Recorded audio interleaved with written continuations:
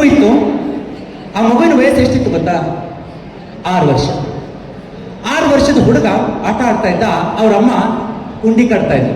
ಉಂಡಿ ಅಂದ್ರೆ ಗೊತ್ತಲ್ಲ ನಿಮಗೆ, ಬಿಜಾಪುರನವ್ರು ಇದ್ದೀರಿ, ಅದ್ರಾಗ ಸ್ಪೆಷಲಿ ಹಿಟ್ಟಿನ ಉಂಡಿ. ನಮ್ಮಲ್ಲಿ ನಾಗರಮಾವಾಸಿ ಬಂತು ಅಂದ್ರೆ, ದೀಪಾವಳಿ ಬಂತು ಅಂತಂದ್ರೆ ಹಿಟ್ಟಿನ ಉಂಡಿ ಕಟ್ಟೋದ್ ಸಂಖ್ಯೆ ಜಾಸ್ತಿ. ತಾಯಿ ಹಿಟ್ಟಿನ ಉಂಡಿ ಕಟ್ಲಕತ್ತಿದ್ದಾಳೆ. ಹಿಟ್ಟಿನ ಉಂಡಿ ಕಟ್ತಿರ್ಬೇಕಾದಂತ ಟೈಮಲ್ಲಿ ಮಗು ಆಟ ಆಡ್ತಾ ಬರ್ತಾ ಇದೆ. ಮಗು ಆಟ ಆಡ್ತಾ ಬಂತು.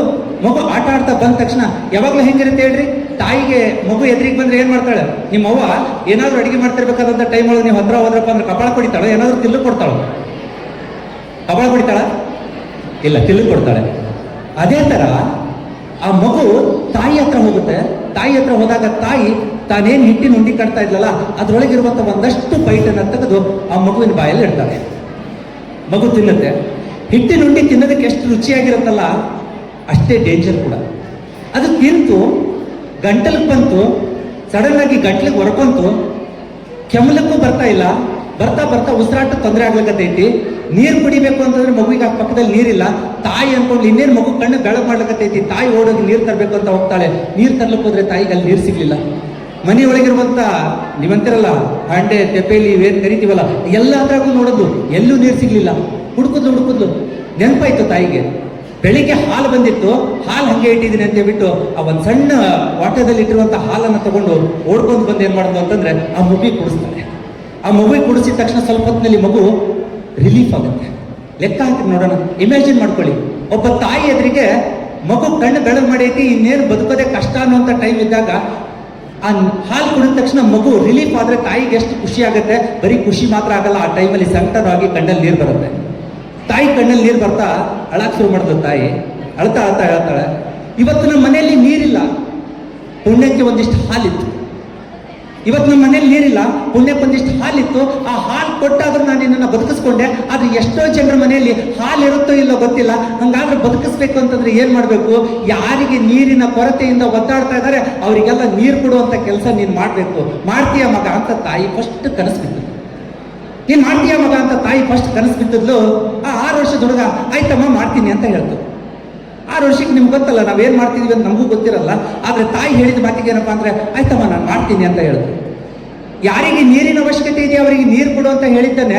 ಮುಂದೊಂದಿನ ತಾಯಿ ಏನ್ ಮಾಡಿದ್ರು ಅಂತಂದ್ರೆ ಯಾರಿಗೆ ನೀರಿನ ಅವಶ್ಯಕತೆ ಇತ್ತು ಅವರಿಗೆ ನೀರು ಕೊಡುವಂತ ಕೆಲಸನೇ ಮಾಡಿದ್ರು. ಹಂಗಂತೆ ತಿಳ್ಕೊಂಡು ನೀವೇನಾದ್ರೂ ನಳ ಬಿಡವಾಗೇನ ತಿಳ್ಕೊಬೇಡ್ರಿ. ಮತ್ತೆ ವಾಟರ್ ಬೋರ್ಡ್ನೇ ಕೆಲಸ ಮಾಡ್ತಿದ್ನೇನ್ರಿ ಮುಂದತ್ತೆ ಅನ್ಕೋಬೇಡ್ರಿ. ನೀರು ಬಿಡುವಂತಾನೆ ಕೆಲಸ ಮಾಡಿದ್ರು. ಅದು ಎಂತ ನೀರು ಬಿಡುವಂತ ಕೆಲಸ ಮಾಡಿದ್ರು, ನೀರು ಬಿಡುವಂತ ಕೆಲಸ ಮಾಡಿದ್ರು ಅಂತಂದ್ರೆ ಹರಿತಾ ಇರುವಂತ ಕಾವೇರಿ ನದಿಗೆ ಅಣೆಕಟ್ಟನ್ನ ಕಟ್ಟಿ ಅದಕ್ಕೆ ಕನ್ನಂಬಾಡಿ ಅಣೆಕಟ್ಟು ಅಂತ ಹೆಸರು ಕೊಟ್ಟು ಇಡೀ ಜಗತ್ತಿಗೆ ಶ್ರೇಷ್ಠವಾದಂತ ಇಂಜಿನಿಯರ್ ಅಂತ ಕರೆಸ್ಕೊಂಡಂತ ಸರ್ ಎಂ ವಿಶ್ವೇಶ್ವರಯ್ಯಯಾಗಿ ಪರಿವರ್ತನೆ ಆಗ್ತಾರೆ.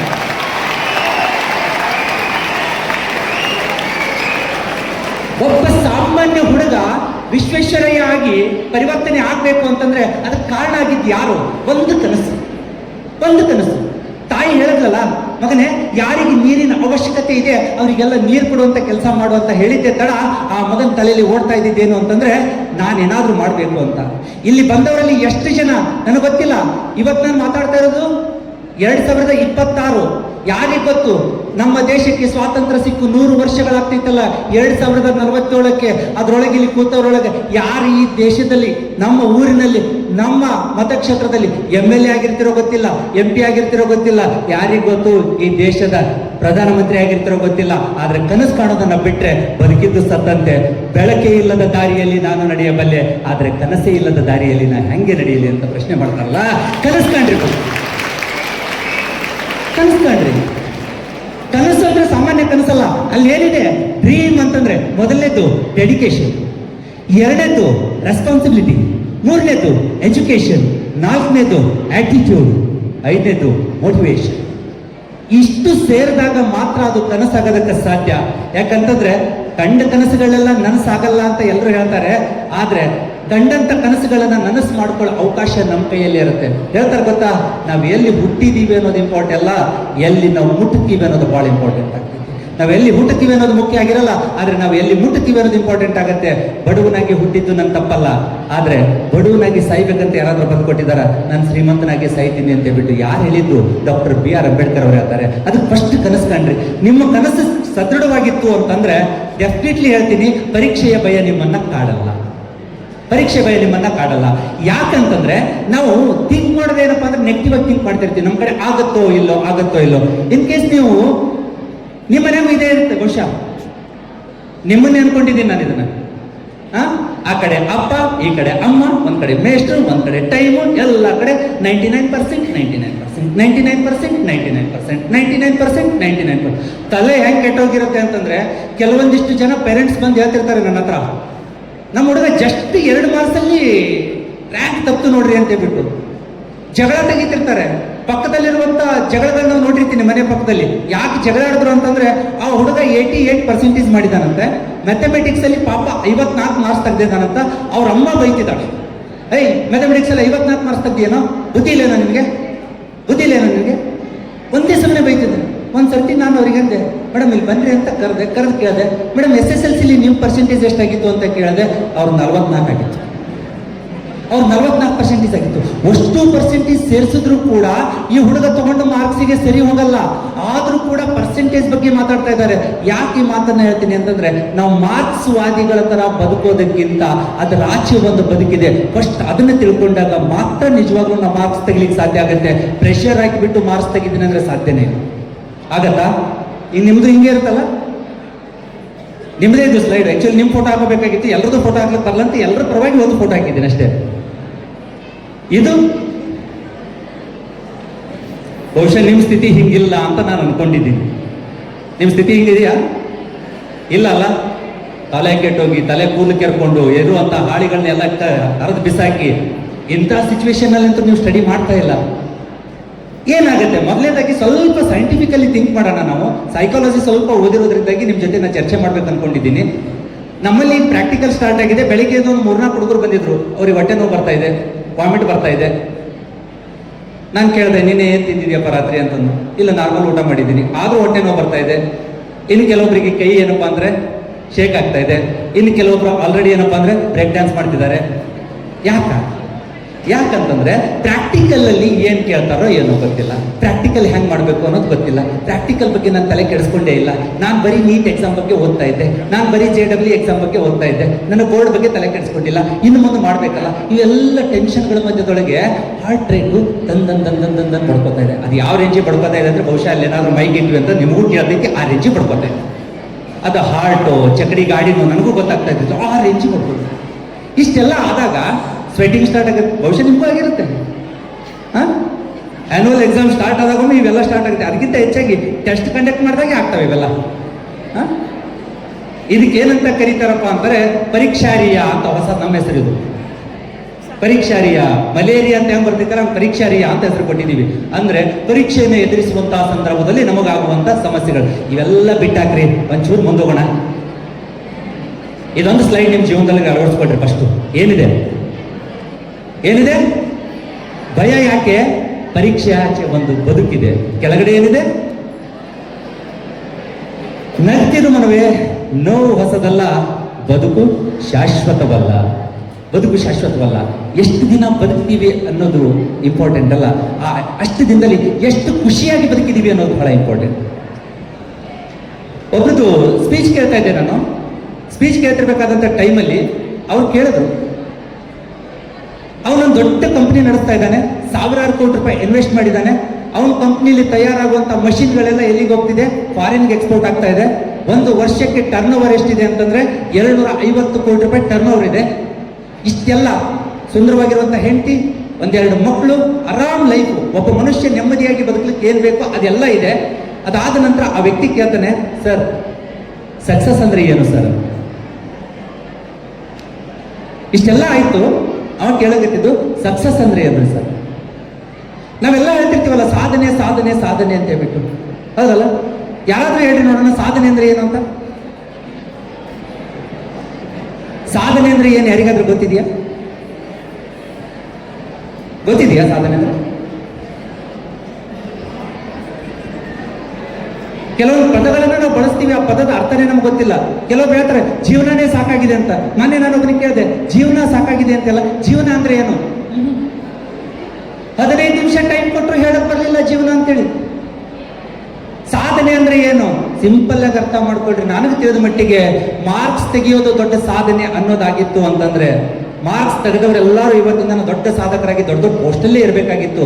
ಸಾಧನೆ ಅಂದ್ರೆ ನನಗೆ ತಿಳಿದಂಗೆ ಇಷ್ಟೇ ಸರ್, ಸಿಂಪಲ್ಲು, ತಿನ್ಲಿಕ್ಕೆ ಇಲ್ಲದೆ ಇರುವಂತ ಟೈಮಲ್ಲಿ ಪ್ರಾರಂಭ ಆಗಿ, ತಿನ್ಲಿಕ್ಕೆ ಇಲ್ಲದೆ ಇರುವಂತ ಟೈಮಲ್ಲಿ ಪ್ರಾರಂಭ ಆಗಿ, ತಿನ್ನೋದಕ್ಕೆ ಎಲ್ಲ ಇದ್ರೂ ಕೂಡ ತಿನ್ನೋದಕ್ಕೆ ಟೈಮ್ ಇಲ್ಲ ಅನ್ನೋ ಮಟ್ಟದಲ್ಲಿ ಮನುಷ್ಯ ಬೆಳಿತಾನಲ್ಲ, ಅದು ನಿಜವಾದಂತ ಸಾಧನೆ. ಆ ಸಾಧನೆ ಆಗ್ಬೇಕಾಗಿರೋದು.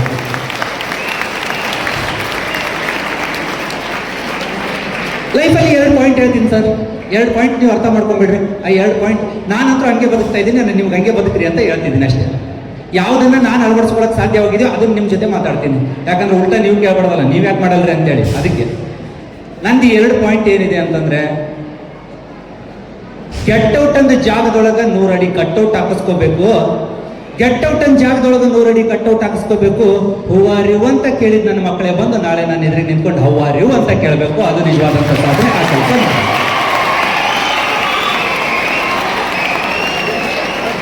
ಇದು ಯಾವಾಗ ಬರುತ್ತೆ ಗೊತ್ತಾ ನಿಮ್ಗೆ? ಎಷ್ಟು ಕಾನ್ಫಿಡೆಂಟ್ ಆಗಿ ಯಾವಾಗ ಥಿಂಕ್ ಮಾಡೋದಕ್ಕೆ ಬರುತ್ತೆ ಅಂತಂದ್ರೆ, ಫಸ್ಟ್ ನೀವು ಈ ಭಯದಿಂದ ಹೊರಗೆ ಬರ್ಬೇಕು. ಇಲ್ಲಿ ನೋಡ್ರಿ, ಇವ್ರು ಯಾರು? APJ ಅಬ್ದುಲ್ ಕಲಾಂ. APJ ಅಬ್ದುಲ್ ಕಲಾಂ ಅವ್ರ ಬಗ್ಗೆ ನಿಮಗೆ ಬಹಳಷ್ಟು ಜನಕ್ಕೆ ಗೊತ್ತೇ ಇದೆ. ಮಿಸೈಲ್ ಮ್ಯಾನ್ ಆಫ್ ಇಂಡಿಯಾ ಅಂತ ಕರಿತೀವಿ, ಹೌದಾ? ಭಾರತದ ಕ್ಷಿಪಣಿಯ ಜನಕ ಅಂತ ಕರಿತೀವಿ. ಇಂಥ APJ ಅಬ್ದುಲ್ ಕಲಾಂ ಹುಟ್ಟಿದ್ದು ಎಲ್ಲಿ? ಒಬ್ಬ ಮೀನುಗಾರನ ಮನೆಯಲ್ಲಿ. ನಾನು ಹೇಳಿದೆ, ಎಲ್ಲಿ ಹುಟ್ಟುತ್ತೀವಿ ಅನ್ನೋದು ಇಂಪಾರ್ಟೆಂಟ್ ಆಗಲ್ಲ, ಎಲ್ಲಿ ಮುಟ್ತೀವಿ ಅನ್ನೋದು ಇಂಪಾರ್ಟೆಂಟ್ ಆಗ್ತೈತಿ. ಒಬ್ಬ ಮೀನುಗಾರನ ಮನೆಯಲ್ಲಿ ಹುಟ್ಟಿದಂತ ಒಬ್ಬ ಸಣ್ಣ ಹುಡುಗ ಇವತ್ತಿನ ದಿನ ಏನಪ್ಪಾ ಅಂದ್ರೆ ರಾಷ್ಟ್ರಪತಿ ಆಗ್ತಾರೆ ಅಂತಂದ್ರೆ, ಬಿಜಾಪುರದೊಳಗೆ ಹುಟ್ಟಿರುವಂತ ನೀವುಗಳು ಯಾಕೆ ಮುಂದೊಂದು ದಿನ ಈ ದೇಶಕ್ಕೆ ಪ್ರಧಾನಿ ಆಗ್ಬಾರ್ದು? ಆದ್ರೂ ಆಗ್ಬಹುದು, ಆಗ್ತೀನಿ ಅಂತ ಭರವಸೆ ಇದ್ದಾಗ ಮಾತ್ರ ಆಗುತ್ತೆ. ಹೆಂಗೈತೆ ಗೊತ್ತಾ? ಇಲ್ಲಿ ಒಂದು ಬಾರಿ APJ ಅಬ್ದುಲ್ ಕಲಾಂ ಅವರು NDA ಸೆಲೆಕ್ಷನ್ಗೋಸ್ಕರ ಹೋಗಿ ನಿಂತಿರ್ತಾರೆ.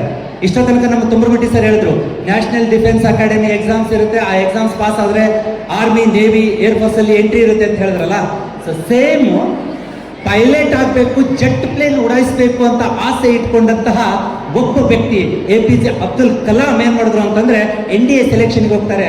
ಪಾಪ ಅವರ ಅದೃಷ್ಟಕ್ಕೆ NDA ಸೆಲೆಕ್ಷನ್ ಆಗ್ಲಿಲ್ಲ. NDA ಸೆಲೆಕ್ಷನ್ ಆಗ್ಲಿಲ್ಲ. ಬಂದು ಅವರ ಆಧ್ಯಾತ್ಮಿಕ ಗುರು ಒಬ್ಬರಿದ್ದಾರೆ, ಸ್ವಾಮಿ ಶಿವಾನಂದರು. ಅವ್ರ ಹತ್ರ ಹೋಗಿ ಕೇಳ್ತಾರೆ, ನನಗೆ NDA ಸೆಲೆಕ್ಷನ್ ಆಗಲಿಲ್ಲ, ಹೆಂಗೆ ಮಾಡಲಿ ಅಂತ ಕೇಳಿದಾಗ ಸ್ವಾಮೀಜಿ ಅವ್ರಿಗೆ ಎಷ್ಟು ಅದ್ಭುತವಾಗಿ ಹೇಳ್ತಾರೆ ಅಂತಂದರೆ, ನಿನ್ನನ್ನು ಸೃಷ್ಟಿ ಮಾಡಿದ್ದು, ನಿನ್ನನ್ನು ಆ ದೇವರು ಸೃಷ್ಟಿ ಮಾಡಿದ್ದು ವಿಮಾನ ಹಾರಿಸೋದಕ್ಕಲ್ಲ, ಬಹುಶಃ ಇನ್ನೇನೋ ಹಾರಿಸೋದಕ್ಕಾಗಿ ಸೃಷ್ಟಿ ಮಾಡಿದ್ದಾರೆ. ಬಹುಶಃ ಈ ವಿಮಾನ ತಪ್ಪಿರಬಹುದು, ನಿನಗೆ ಮುಂದೆ ಭವಿಷ್ಯದಲ್ಲಿ ಬೇರೆ ಹಾರಿಸೋದೇನು ಇರಬಹುದು ಅಂತ ಹೇಳಿದ್ರು. ಇವತ್ತು ಇಡೀ ಜಗತ್ತಿನಲ್ಲಿ ಹೈಯೆಸ್ಟ್ ಮಿಸೈಲ್ಗಳನ್ನು ತಯಾರು ಮಾಡ್ತಾ ಇರುವಂತಹ ಜಗತ್ತಿನ ಏಕೈಕ ರಾಷ್ಟ್ರ ಭಾರತ ಅಂತ ಗುರುತಿಸ್ಕೋತೈತಿ. ಅದಕ್ಕೆ ಕಾರಣ APJ ಅಬ್ದುಲ್ ಕಲಾಂ ಅವರು ಆಗ್ತಾರೆ ಅಂತಂದ್ರೆ, ನಾವೆಲ್ಲ ಸೃಷ್ಟಿಯಾಗಿದ್ದೀವಿ. ನಿಮ್ಮನ್ನ ನೀವು ಥಿಂಕ್ ಮಾಡಿ ಒಂದ್ಸರ್ತಿ, ನಾನೇನು, ನನ್ನಿಂದ ಏನು ಸಾಧ್ಯ, ನಾನು ಯಾಕೆ ಜನಿಸಿದ್ದೀನಿ? ಯಾವತ್ತೂ ಈ ಪ್ರಶ್ನೆಗಳಿಗೆ ನಾವು ಉತ್ತರ ಕಂಡುಕೊಂತೀವೋ ಅವತ್ತಿನ ದಿನ ನೀವು ಜೀವನದಲ್ಲಿ ಏನ್ ಬೇಕಾದ್ರೂ ಸಾಧನೆ ಮಾಡೋದಕ್ಕೆ ಸಾಧ್ಯ. ಅದಕ್ಕೆ ಹೇಳ್ತಿದ್ದೀನಿ, ಪರೀಕ್ಷೆ ಅನ್ನೋಂಥ ಭಯ ಇಟ್ಕೊಂಡು ಭವಿಷ್ಯದಲ್ಲಿ ಸಾಧನೆ ಮಾಡೋದನ್ನ ನಿಲ್ಸಕ್ ಹೋಗ್ಬೇಡಿ ಅನ್ನೋಂಥದ್ದು ನನ್ನ ಆಸೆ ಅಷ್ಟೇ. ಇಲ್ಲೇನಿದೆ, ಸೋತ್ರೂ ಪರವಾಗಿಲ್ಲ, 1000 ಬಾರಿ ಪ್ರಯತ್ನಿಸಿ, ಗೆಲುವು ಸಿಗದಿದ್ರೂ ಪರವಾಗಿಲ್ಲ, ಆದ್ರೆ ಪ್ರಯತ್ನ ಮಾತ್ರ ನಿಲ್ಲಿಸಬೇಡಿ. ನನಗೆ ಯಾರು ಕೇಳಿದ್ರು, ಯಾಕಂದ್ರೆ ನಮ್ಮಲ್ಲಿ ಸೈನ್ಸ್ ಕಾಲೇಜ್ ಅಂತಂದ್ರೆ ನಾವು ಫಸ್ಟ್ ಫೋಕಸ್ ಮಾಡೋದೇನು ಅಂತಂದ್ರೆ ನೀಟು, JEE, ಹೌದಾ, IIT, NIT, IIIT ನಮ್ಮ ತಲೆಯಲ್ಲಿ ಓಡ್ತಾ ಇರೋದೇ ಇದೆ. ಒಬ್ರು ಕೇಳಿದ್ರು, IITಗೆ ಹೋದ್ರೆ ನಾನು ಅದನ್ನು ಸಾಧಿಸ್ದಂಗ ಅಥವಾ ಸಾಧನೆ ಮಾಡ್ದಂಗ? ನನ್ಗೆ ಯಾಕೋ ನನಗೆ ಅರ್ಥ ಆಗಲಿಲ್ಲ. ಅದಾದ ನಂತರ ವಿಚಾರ ಮಾಡಿದಾಗ IITಗೆ ಹೋಗೋದು ಎಷ್ಟು ಮುಖ್ಯ ಇದೆ, ಅದು ಕೇವಲ ನಿಮ್ಮ ಭವಿಷ್ಯಕ್ಕೆ ಮಾತ್ರ, ಅದು ನಿಮ್ಮ ವೈಯಕ್ತಿಕ ಜೀವನಕ್ಕೆ ಮಾತ್ರ. ಆದರೆ ನಿಜವಾಗ್ಲೂ ನೀವು ಆಗ್ಬೇಕಾಗಿರೋದೇನು ಗೊತ್ತಾ? IITಗೆ ಹೋಗ್ತಿರೋ ಬಿಡ್ತಿರೋ, ಇಂಜಿನಿಯರ್ ಆಗ್ತಿರೋ ಬಿಡ್ತಿರೋ, ಡಾಕ್ಟರ್ ಆಗ್ತಿರೋ ಬಿಡ್ತಿರೋ, ಆದರೆ ಕೊನೆ ಪಕ್ಷ ಆಗ್ಬೇಕಾಗಿರುವಂತ ಮೊದಲ ಕೆಲಸ ಏನು ಗೊತ್ತಾ? ನಾನೊಬ್ಬ ಮನುಷ್ಯ ಅನ್ನೋದನ್ನ ಅರ್ಥ ಮಾಡಿಕೊಂಡು ನಾನೊಬ್ಬ ಉತ್ತಮ ಅಪ್ಪನ ಅತ್ಯುತ್ತಮ ಮಗಳು ಅಂತ ಹೇಳ್ಬಿಟ್ಟು ಪ್ರೂವ್ ಮಾಡಬೇಕಾಗಿದೆ. ಉತ್ತಮ ಅಪ್ಪನ ಅತ್ಯುತ್ತಮ ಮಗ ಅಂತ ಪ್ರೂವ್ ಮಾಡಬೇಕಾಗಿದೆ. ಮೊದಲು ಮಗ ಆಗಿ, ಮೊದಲು ಅಕ್ಕ ಆಗಿ, ಮೊದಲು ತಂಗಿಯಾಗಿ, ಅದಾದ ನಂತರ ನೀವು ಏನ್ ಬೇಕಾದ್ರೂ ಆಗ್ಬೋದು. ಇನ್ನೂ ಸಿಂಪಲ್ ಆಗಿ ನಿಮ್ಗೆ ಹೇಳ್ಬೇಕು ಅಂತಂದ್ರೆ, ಜೀವನ ಅಂದ್ರೆ ಹೆಂಗಿದೆ ಗೊತ್ತಾ? ಒಂದು ಪೇಂಟಿಂಗ್. ಜೀವನ ಅಂದ್ರೆ ಒಂಥರ ಪೇಂಟಿಂಗ್. ಯಾವ ತರ ಪೇಂಟಿಂಗ್ ಇದೆ? ಇಲ್ಲಿ ಎರಡಿದೆಯಲ್ಲ, ಒಂದು ಕ್ಯಾನ್ವಾಸ್ ಇದೆ, ಪಕ್ಕದಲ್ಲಿ ಪೇಂಟಿಂಗ್ ಇದೆ. ಒಂದ್ ಕಡೆ ಕ್ಯಾನ್ವಾಸ್ ಇದೆ, ಇನ್ನೊಂದು ಪಕ್ಕದಲ್ಲಿ ಏನಪ್ಪಾ ಅಂದ್ರೆ ಕಲರ್ ಇದೆ. ಯಾವ್ದ್ರ ಮೇಲೆ ಬಳಕೆ ಮಾಡ್ತೀವಿ? ಪೇಂಟ್ ಇದು ಕ್ಯಾನ್ವಾಸ್ ಮೇಲೆ ಹಚ್ತೀವೋ ಅಥವಾ ಕ್ಯಾನ್ವಾಸ್ ತಗೊಂಬಂದೆ ಪೇಂಟಿಂಗ್ ಮೇಲೆ ಬಡಿತೀವೋ? ಪೇಂಟ್ ತಗೊಂಡೋಗಿ ಕ್ಯಾನ್ವಾಸ್ ಮೇಲೆ ಹಾಕ್ತಿವಲ್ಲ. ಸಿಂಪಲ್. ನೀವು ಇಂಜಿನಿಯರ್ ಆಗ್ತೀರಿ, ಡಾಕ್ಟರ್ ಆಗ್ತೀರಿ, ಏನ್ ಆಗ್ತಿರಲ್ಲ ಅವೆಲ್ಲ ಕೂಡ ಏನಪ್ಪಾ ಅಂದ್ರೆ ಪೇಂಟಿಂಗು. ಆದ್ರೆ ಮನುಷ್ಯ ಅನ್ನೋದೇನಿದೆಯಲ್ಲ, ಮೊದಲನೇದಾಗಿ ತಿಳ್ಕೊಳ್ರಿ, ಅದು ಕ್ಯಾನ್ವಾಸ್. ಆ ಕ್ಯಾನ್ವಾಸ್ ಆಗ್ರಿ ಫಸ್ಟ್. ಆ ಕ್ಯಾನ್ವಾಸ್ ಆದ ನಂತರ ಅತ್ಯುತ್ತಮವಾಗಿರುವಂತ ಪೇಂಟಿಂಗ್ ತನ್ನಷ್ಟೇ ತಾನೇ ಬರುತ್ತೆ. ಅದಕ್ಕೆ ನಿಮ್ಮಲ್ಲಿರುವಂತ ನೆಗೆಟಿವಿಟಿನ ಸ್ವಲ್ಪ ಸೈಡಿಗೆ ಸರಿಸಿದ್ಯಾ ಆದ್ರೆ ಡೆಫಿನೆಟ್ಲಿ ನೀವು ಅನ್ಕೊಂಡಂಗೆ ಆಗೋದಕ್ಕೆ ಸಾಧ್ಯ ಆಗುತ್ತೆ ಅನ್ನೋಂಥದ್ದು ನನ್ನ ಅಭಿಪ್ರಾಯ. ಫಿಸಿಕ್ಸ್ ಅಲ್ಲಿ ಏನು ಹೇಳುತ್ತೆ ಅಂತಂದ್ರೆ, ಯಾವುದಾದ್ರೂ ಒಂದು ವಸ್ತು ಒಡಿತು ಅಂತಂದ್ರೆ ಅದರಿಂದ ಎನರ್ಜಿ ಕ್ರಿಯೇಟ್ ಆಗುತ್ತೆ. ಪ್ರೋಟಾನು, ನ್ಯೂಟ್ರಾನು, ಎಲೆಕ್ಟ್ರಾನ್ಗಳು ನೀವು ಗೊತ್ತಿದೆ. ಒಂದು ಪ್ರೋಟಾನ್ ಹೊಡಿತು ಅಂತಂದ್ರೆ ಮಲ್ಟಿಪಲ್ ಆಗುತ್ತೆ, ಎಲೆಕ್ಟ್ರಾನ್ ಹೊಡಿತು ಅಂತಂದ್ರೆ ಮಲ್ಟಿಪಲ್ ಆಗುತ್ತೆ. ಸೊ ಯಾವುದಾದ್ರೂ ಒಂದು ವಸ್ತು ಹೊಡಿತು ಅಂತಂದ್ರೆ ಅದರಿಂದ ಎನರ್ಜಿ ಕ್ರಿಯೇಟ್ ಆಗುತ್ತೆ ಅಂತ ಹೇಳ್ತಾರೆ. ಹೌದಾ ಇಲ್ಲೋ? ಹೌದಾ? ಒಂದು ಸಣ್ಣ ನ್ಯೂಕ್ಲಿಯರ್ ಬಾಂಬು ಒಂದು ದೇಶವನ್ನೇ ನಾಶ ಮಾಡ್ತೈತಿ ಅಂತ ಇದೆ. ಹೌದಲ್ಲ? ಭಾಳ ಸರ್ತಿ ನಾನು ನೋಡ್ತಾ ಇರ್ತೀನಿ, ಸರ್ ನಾವು ಬಡವ್ರಿ ಸರ್, ಭಾಳ ಹುಡುಗರ ತಲೆಯಲ್ಲಿ ನಾವು ಬಡವ್ರಿ ಸರ್, ನಮ್ಮ ಮನೆಯೊಳಗೆ ಕಷ್ಟ ಬಾಳಿದ್ದೀರಿ ಸರ್, ನಮಗೆ ಓದೋಕೆ ಕಷ್ಟ ಆಗುತ್ತೆ ಸರ್, ಎಲ್ಲಿ ನಾನು ಎಕ್ಸಾಮ್ನ ಮಾರ್ಕ್ಸ್ ತಗೊಳ್ಳೋದು ಕಡಿಮೆ ಆಗ್ತೈತಿ ಅನ್ನೋ ಗೊತ್ತಿಲ್ಲ, ನಾನು ಮಾರ್ಕ್ಸ್ ಕಡಿಮೆ ತಗೊಂಡಪ್ಪ ಅಂದ್ರೆ ಮುಂದೆ ಹೆಂಗೆ ಕಲಿಬೇಕು ಅನ್ನೋದು ಗೊತ್ತಿಲ್ಲ ಸರ್, ಹೆಂಗೆ ಮಾಡ್ಬೇಕ್ರಿ ಅಂತ ಈ ಪ್ರಶ್ನೆಗಳು ಒಂದೇ ಸಮಯ ತಲೆ ತುಂಬ್ಕೊಂಡು ಕೂತಿರ್ತಾರೆ ನಮಗೂ.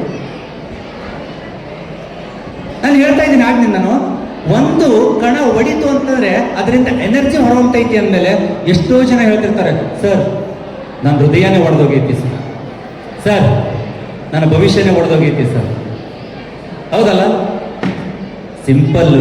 ಇನ್ ಕೇಸ್ ನಿಮ್ಮ ಕನಸು ಒಡೆದೋಗೈತಿ, ಅಥವಾ ನಿಮ್ಮ ಮನಸ್ಸು ಒಡೆದೋಗೈತಿ, ಅಥವಾ ನಿಮ್ಮ ಪ್ರೀತಿ ಒಡೆದೋಗೈತಿ, ನಿಮ್ಮ ಮನೆಯೊಳಗಿರುವಂತ ಸಂಬಂಧಗಳು ಒಡೆದೋಗ್ಯಾವ ಅಂದ್ರೂ ಕೂಡ ಮನುಷ್ಯ ಯಾವತ್ತೂ ಕೂಡ ಹಿಂದೇಟ್ ಹಾಕ್ಬಾರ್ದು. ಯಾಕಂತಂದ್ರೆ ಇವತ್ತು ಒಡೆದೈತಿ ಅಂತಂದ್ರೆ ಅದರ ಅರ್ಥ ಏನ್ ಗೊತ್ತಾ?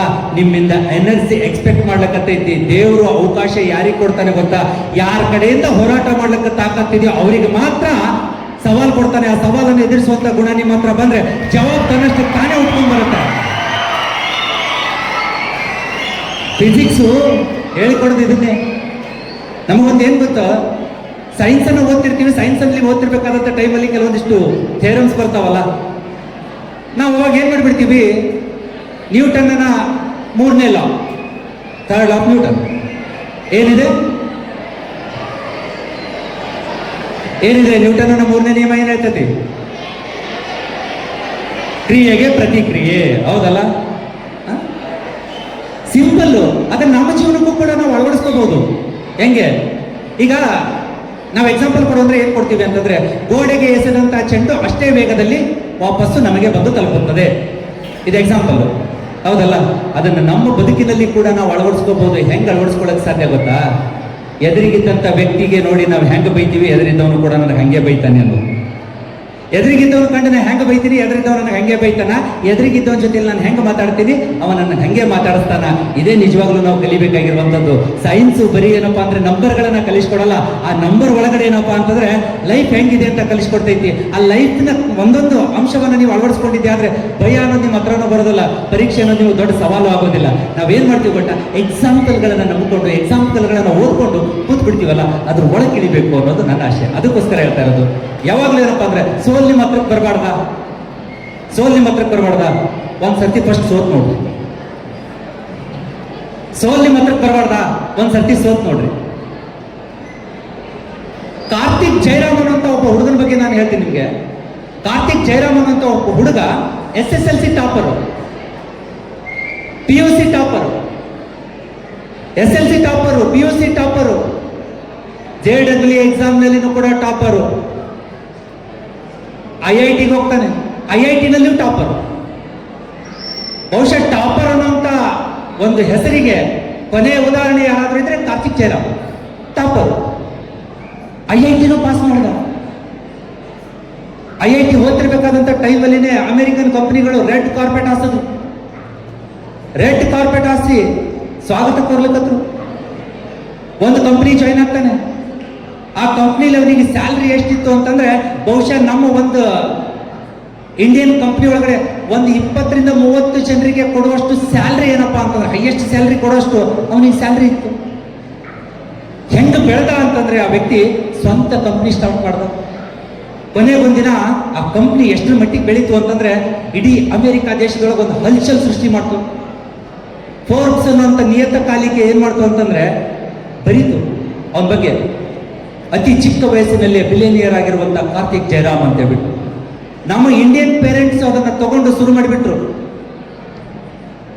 ಪೇಜ್ ಓಪನ್ ಮಾಡೋದು, ನೋಡು ಮಕ್ಕಳಂದ್ರೆ ಹಿಂಗಿರ್ಬೇಕು, ನೋಡು SSLC ಟಾಪರ್, PUC ನಲ್ಲಿ ಟಾಪರ್, IIT ನಲ್ಲಿ ಟಾಪರ್, ಜಾಬ್ನಲ್ಲಿ ಟಾಪರ್, ದುಡ್ಡು ಗಳಿಸೋದ್ರಲ್ಲಿ ಟಾಪರ್ ಅಂದ್ರೆ ಇವನಿಗಂತ ಹಿಂಗಿರ್ಬೇಕು ಮಕ್ಕಳು ಅಂತ ಹೇಳ್ತಾ ಇದ್ರು. ಒಂದು ಸ್ವಲ್ಪ ದಿನ ಹೋಯ್ತು, ಹಿಂಗೆ ಏರಿದ್ದು ಸೃಷ್ಟಿಯ ನಿಯಮ ಏನಿದೆ ಗೊತ್ತಾ? ಹತ್ತಿದ್ದು ಇಳಿಲೇಬೇಕು, ಏರಿದ್ದು ಇಳಿಲೇಬೇಕು. ಹೌದಾ? ಹೊತ್ತಿದ್ದು ಆರ್ಲೇಬೇಕು, ಬದುಕಿದ್ದು ಸಾಯ್ಲೇಬೇಕು. ಇದು ಸೃಷ್ಟಿ ನಿಯಮ. ಫ್ಲೈಟ್ ಫುಲ್ ಹಿಂಗೋಗಿತ್ತು, ಸಡನ್ ಆಗಿ ಹಿಂಗೋಗ್ಲಿಕ್ಕೆ ಸ್ಟಾರ್ಟ್ ಆಯ್ತು. ಎಲ್ಲಿಗೆ ಬಂತು ಅಂತಂದ್ರೆ ಕಾರ್ತಿಕ್ ಜಯರಾಮನ್ ಕಂಪ್ನಿ ಪೂರ ದಂಡಿಗೆ ಬಂದಿಲ್ಲದಂತೆ. ತಲೆ ಕಟ್ಟಾಯ್ತು. ಎಲ್ಲದರಲ್ಲಿ ಟಾಪರ್ ಅಂತ ಕರೆಸ್ಕೊಂಡಿರುವಂತ ಕಾರ್ತಿಕ್ ಜಯರಾಮ್ ಮನೆಗೆ ಬಂದು ಮಾಡಿದ ಕೆಲಸ ಏನು ಅಂತಂದ್ರೆ ಕಪಾಟಲ್ಲಿರುವಂತ ರಿವಾಲ್ವರ್ ತಗೊಂಡ್ ಬಂದ. ಆ ರಿವಾಲ್ವರ್ ಅನ್ನ ತಗೊಂಡ್ ಬಂದು ಲೋಡ್ ಮಾಡಿದ ರಿವಾಲ್ವರ್ ಅಲ್ಲಿ ಫಸ್ಟ್ ಅವ್ರ ಅತ್ತೆ ಹೊಡೆದಾಕ್ದ, ಅದಾದ ನಂತರ ಅವ್ರ ಮಾವನ ಹೊಡೆದಾಕ್ದ, ಹೆಂಡತಿನ ಹೊಡೆದಾಕ್ದ, ಕೊನೆಗೆ ತಾನು ಹೊಡ್ಕೊಂಡು ಸತ್ತೋದ. ನನಗ ಅವ್ರ ಸ್ಟೋರಿ ಓದಿದ ನಂತರ ನನಗನ್ನಿಸ್ತು, ಯಾಕೆ ಹಿಂಗಾಯ್ತು ಅಂತಂದ್ರೆ ಜೀವನದಲ್ಲಿ ಒಟ್ಟೆ ಸೋತೇ ಇಲ್ಲ. ಒಂದು ಸೋಲು ಅವನಿಗೆ ಸಹಿಸ್ಕೊಳಕ್ಕಾಗಲ್ಲ. ಒಂದು ಸೋಲು ಸಹಿಸ್ಕೊಳಕ್ಕಾಗದೆ ಸಾಯ್ತಾ ಇದ್ದಾನೆ ಅಂತಂದ್ರೆ ಇಡೀ ಜೀವನದುದ್ದಕ್ಕೂ ಮನೆಯೊಳಗೆ ಕಷ್ಟ ಐತಿ, ನೋವೈತಿ, ಆ ಪ್ರಾಬ್ಲಮ್ ಇದೆ, ಈ ಪ್ರಾಬ್ಲಮ್ ಇದೆ. ಅಪ್ಪ ಸ್ಯಾಲ್ರಿ ಸರಿಯಾಗಿ ಬರ್ತಾ ಇಲ್ಲ, ಅಪ್ಪ ಆ ಪ್ರಾಬ್ಲಮ್ ಮಾಡ್ತಿದ್ದಾನೆ, ಅಪ್ಪ ಕುಡಿತಾನೆ, ಹಂಗ್ ಮಾಡ್ತಾನೆ, ಹಿಂಗ್ ಮಾಡ್ತಾನೆ, 108 ಸಮಸ್ಯೆಗಳ ಮಧ್ಯದೊಳಗೆ ಸೋತಿರುವಂತ ನಾವುಗಳು ಬಂದು ಗೆಲುವು ಬಂದ್ರೆ ಸಂಭ್ರಮಿಸ್ತೀವಿ. ಇಂಥ 1000 ಸೋಲು ಬಂದ್ರು ನಾವೇನಪ್ಪ ಅಂದ್ರೆ ಹೆದರ್ಕೊಳ್ಳಲ್ಲ. ಎಷ್ಟೋ ಸರ್ತಿ IIT ಅವ್ರನ್ನ ನೋಡಿದಾಗ, ಕಾರ್ತಿಕ್ ಜಯರಾಮ್ ಅಂತ IIT ಅನ್ನ ನೋಡಿದಾಗ ನನಗನ್ಸುತ್ತೆ, ಆ ಕಾರ್ತಿಕ್ ಜಯರಾಮನ್ಗಿಂತ ನಮ್ಮ ಮನೆ ಒಳಗಡೆ ಬಾಂಡೆ ತಿಕ್ಕಕ್ಕೆ ಭಾರಿ ಅನ್ನಿಸ್ಬಿಡ್ತಾರೆ. ಸೀರಿಯಸ್ಲಿ, ನಮ್ಮ ಮನೆಯೊಳಗೆ ಬಾಂಡೆ ತಿಕ್ಕೋ ಹೆಣ್ಮಗಳಿಗೆ ಏನಪ್ಪಾ ಅಂದ್ರೆ, ಅಕ್ಕ ನಾಳೆಯಿಂದನೇ ಬರ್ಲಕ್ಕೆ ಹೋಗ್ಬೇಡ ಕೆಲ್ಸಕ್ಕೆ ಅಂತಂದ್ರೆ ಏನಂತ ಗೊತ್ತಾನು, ನೀ ಅಲ್ಲ ಅಂದ್ರೆ ನಿಮ್ಮ ಅಪ್ಪ ಮತ್ತೊಂದು ಮನೆಗೆ ಹೋಗ್ತೀನಿ, ಆರಾಮಾಗಿ ಬದುಕ್ತೀನಿ. ಏನು ಕಾನ್ಫಿಡೆನ್ಸ್ ರೀ ಆ ಅಮ್ಮಂದು, ಏನು ಕಾನ್ಫಿಡೆನ್ಸು? ಇಷ್ಟೇ. ಮನುಷ್ಯನಲ್ಲಿ ಕನಸುಗಳು ಒಡೆದೋದ್ರು ಕೂಡ ಆ ಕನಸುಗಳನ್ನ ಮತ್ತೆ ಏನಪ್ಪಾ ಅಂದ್ರೆ ನಾನು ಪವರ್ ಆಗಿ ಕನ್ವರ್ಟ್ ಮಾಡ್ಕೋತೀನಿ ಅನ್ನೋದಕ್ಕೆ ಒಂದು ಎಕ್ಸಾಂಪಲ್ ನೋಡ್ರಿ ನೀವಿಲ್ಲಿ. ಯಾರಿದು? ಬರೀ ರಾಮಾಯಣವನ್ನ ಕೇಳಿದ್ರೆ ಮಾತ್ರ ಅಲ್ಲ, ರಾಮಾಯಣವನ್ನ ಓದಿದ್ರೆ ಮಾತ್ರ ಅಲ್ಲ, ಆ ರಾಮಾಯಣದಿಂದ ನಾವು ಏನ್ ಕಲ್ಕೋತೀವಿ ಅನ್ನೋದು ಬಹಳ ಇಂಪಾರ್ಟೆಂಟ್ ಆಗ್ತೈತಿ. ಈ ಚಿತ್ರ ನೋಡಿದಾಗ ನನಗನ್ಸುತ್ತೆ, ಎಷ್ಟೋ ಸತ್ಯ ಅನ್ಕೊಂತೀನಿ ನಾನು, ರಾಮನಿಗೆ ಆದಂತ ಅವಮಾನ, ರಾಮನಿಗೆ ಹೊಡೆದಂತ ಕನಸು ನಮಗೆ ಹೊಡೆದೈತಿ. ರಾಮನಿಗೆ ಮಾರನೇ ದಿನ ಪಟ್ಟಾಭಿಷೇಕ, ಬೆಳಿಗ್ಗೆ ಎದ್ದ ತಕ್ಷಣ ಕರ್ಕೊಂಡೋಗಿ ಪಟ್ಟಾಭಿಷೇಕವನ್ನ ಮಾಡಿ ಅಯೋಧ್ಯೆ ರಾಜನನ್ನಾಗಿ ಮಾಡ್ತಾರೆ. ಸಿಂಹಾಸನದ ಮೇಲೆ ಕೂಡ್ಬೇಕಾಗಿತ್ತು ರಾಮನ ಪಕ್ಕದಲ್ಲಿ ಸೀತೆ ಕೊಡ್ಬೇಕಾಗಿತ್ತು. ಅಣ್ಣನಿಗೆ ಪಟ್ಟಾಭಿಷೇಕ ಆಗಿದ್ದಕ್ಕಾಗಿ ತಮ್ಮ ಸಂಭ್ರಮ ಪಡ್ಬೇಕಾಗಿತ್ತು.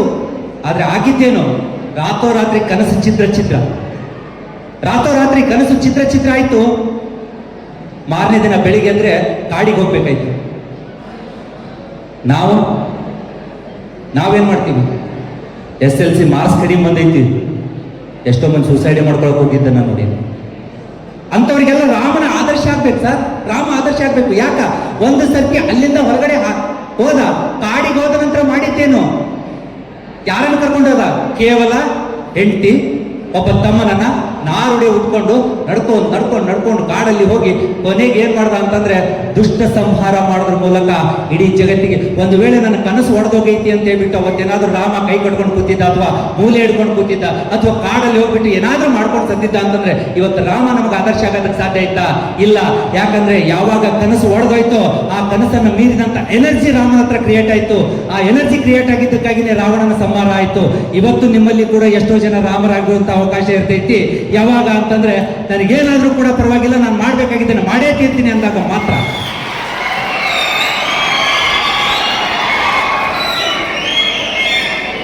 ಇವ್ರಿಗಿಂತ ಬೆಸ್ಟ್ ಎಕ್ಸಾಂಪಲ್ ನಿಮಗೆ ಬೇಕಾಗಿಲ್ಲ ನನ್ನ ಪ್ರಕಾರ. ಯಾರು? ವಿರಾಟ್ ಕೊಹ್ಲಿ. ಅವ್ರ ಪಕ್ಕದಲ್ಲಿರೋರು ಅವರಪ್ಪ. ವಿರಾಟ್ ಕೊಹ್ಲಿ ಮತ್ತು ಅವರ ಅಪ್ಪನ ಫೋಟೋ ನಾನು ಇಲ್ಲಿ ಯಾಕೆ ಹಾಕಿದ್ದೀನಿ ಗೊತ್ತಾ?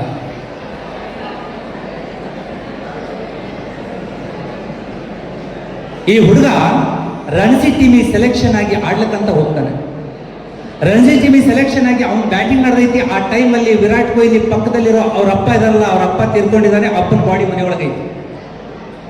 ಅಪ್ಪನ ಬಾಡಿ ಮನೆಯೊಳಗೆ ಇಟ್ಕೊಂಡು ವಿರಾಟ್ ಕೊಹ್ಲಿ ಏನ್ ಮಾಡ್ಬೇಕು? ಅಂತಿಮ ಸಂಸ್ಕಾರ ಮಾಡ್ಬೇಕು. ಆದ್ರೆ ಅವ್ರ ಅಮ್ಮ ಹೇಳ್ತಾಳೆ, ವಿರಾಟ್ ಏನಿದ್ರು ಸಂಸ್ಕಾರ ಸಾಯಂಕಾಲ ಇರ್ತೈತಿ. ನಿಮ್ಮ ಅಪ್ಪನ ಕನಸು ಏನಾಗೈತಿ ಅಂತಂದ್ರೆ ನೀನೊಬ್ಬ ಕ್ರಿಕೆಟರ್ ಆಗ್ಬೇಕು. ನಿಮ್ಮ ಅಪ್ಪನ ಕನಸು ನೀನೊಬ್ಬ ಕ್ರಿಕೆಟರ್ ಆಗಬೇಕು. ನೀ ಇಡೀ ದಿನ ಕೂತ್ಕೊಂಡು ನಿಮ್ಮ ಅಪ್ಪನ ಅಂತಿಮ ಸಂಸ್ಕಾರ ಮಾಡಿದ್ರು ಕೂಡ ನಿಮ್ಮ ಅಪ್ಪ ವಾಪಸ್ ಬರಲ್ಲ. ಸಾಯಂಕಾಲ ತನಕ ಕ್ರಿಕೆಟ್ ಆಡು, ವಾಪಸ್ ಬಂದು ಅಂತಿಮ ಸಂಸ್ಕಾರ ಮಾಡು ಅಂತ ಹೇಳ್ಬಿಟ್ಟು ಮಗನನ್ನ ಕಳಿಸ್ತಾಳೆ ತಾಯಿ. ಮಗ ಕ್ರಿಕೆಟ್ ಆಡಕ್ಕೆ ಹೋಗ್ತಾನೆ. ಹೋಗುವಾಗ ಅವ ಅನ್ಕೊಂತಾನೆ, ಇವತ್ತು ನಾನು ಏನಾದ್ರೂ ಸೆಂಚುರಿ ಹೊಡೆದ್ರೆ ಅದು ನಮ್ಮ ಅಪ್ಪಗೆ ನಾನು ಏನಪ್ಪ ಡೆಡಿಕೇಟ್ ಮಾಡ್ಬೋದು ಅಂತ ಕ್ರಿಕೆಟ್ ಆಡಕ್ಕಂತ ಹೋಗ್ತಾನೆ. ಸೆಂಚುರಿ ಹೊಡಿಲಿಲ್ಲ, ಆದ್ರೆ ಇಡೀ ಜಗತ್ತಿನ ಕ್ರೀಡಾ ಪ್ರೇಮಿಗಳ ಹೃದಯವನ್ನ ಗೆಲ್ತಾನೆ. ಯಾಕಪ್ಪ ಅಂತಂದ್ರೆ ಅಪ್ಪನ ಕನಸು ಈಡೇರಿಸಬೇಕಂತೇಳಿ ಅಪ್ಪನ ಶವವನ್ನ ಮನೆಯಲ್ಲಿ ಇಟ್ಕೊಂಡು ಕ್ರಿಕೆಟ್ ಆಡ್ತಲ್ಲ. ಆ ಕನಸು ಈಡೇರಿಸಿದ್ದಕ್ಕಾಗಿ ಇವತ್ತು ಅವನನ್ನ ಏನಂತ ಕರಿತೀವಪ್ಪ ಅಂತಂದ್ರೆ ಕಿಂಗ್ ಕೊಹ್ಲಿ ಅಂತ ಕರಿತೀವಲ್ಲ. ಇದು ನಿಜವಾಗ್ಲೂ ಮಾಡಬೇಕಾಗಿದೆ. ನಿಮ್ಮಲ್ಲಿರುವಂತ ಪರೀಕ್ಷೆ ಭಯ ಹೋಗ್ಬೇಕಾ? ನಿಮ್ಮಲ್ಲಿರುವಂತ ಪರೀಕ್ಷೆ ಭಯ ಹೋಗ್ಬೇಕಾ? ಸಿಂಪಲ್. ನೀವು ಥಿಂಕ್ ಮಾಡ್ಬೇಕಾಗಿದ್ದಿಷ್ಟೇ, ನಾನು ನಮ್ಮ ಅಪ್ಪನ ಕನಸನ್ನ ಈಡೇರಿಸೋವರೆಗೂ ಬಿಡಲ್ಲ, ನಾನು ನಮ್ಮ ಅಮ್ಮನ ಕನಸನ್ನ ಈಡೇರಿಸೋವರೆಗೂ ಬಿಡಲ್ಲ. ನನಗೆ ಯಾವ ಅಡ್ಡಿ ಬಂದ್ರು ಅಷ್ಟೇ, ಯಾವ ಆತಂಕ ಬಂದ್ರು ಅಷ್ಟೇ. ಗಾಡಿ ಓಡಿಸಾಗ ರೋಡ್ ಬ್ರೇಕ್ ಬಂದ್ರೆ ಜಂಪ್ ಮಾಡ್ಕೊಂಡು ಹೋಗುವಂತ ನಾವುಗಳು ಎದುರಿಗೆ ಜೀವನದಲ್ಲಿ ಬರುವಂತ ರೋಡ್ ಬ್ರೇಕ್ಗಳಿಗೆ ಅನಿಸ್ತೀವನೋ, ಬೆಕ್ಕಾತ್ ಬರ್ಲಿ, ತುಳಿತೀವಿ, ಬೆಳಿತೀವಿ, ಬೆಳೆದು ಇಡೀ ಜಗತ್ತಿನ ಎದುರಿಗೆ ನಾವೇನು ಅಂತ ಪ್ರೂವ್ ಮಾಡ್ತೀವಿ ಅಂತ ಡಿಸೈಡ್ ಮಾಡಿ ಅವತ್ತಿನ ದಿನ ನೀವು ಸಕ್ಸಸ್ ಆಗೋದಕ್ಕೆ ಸಾಧ್ಯ.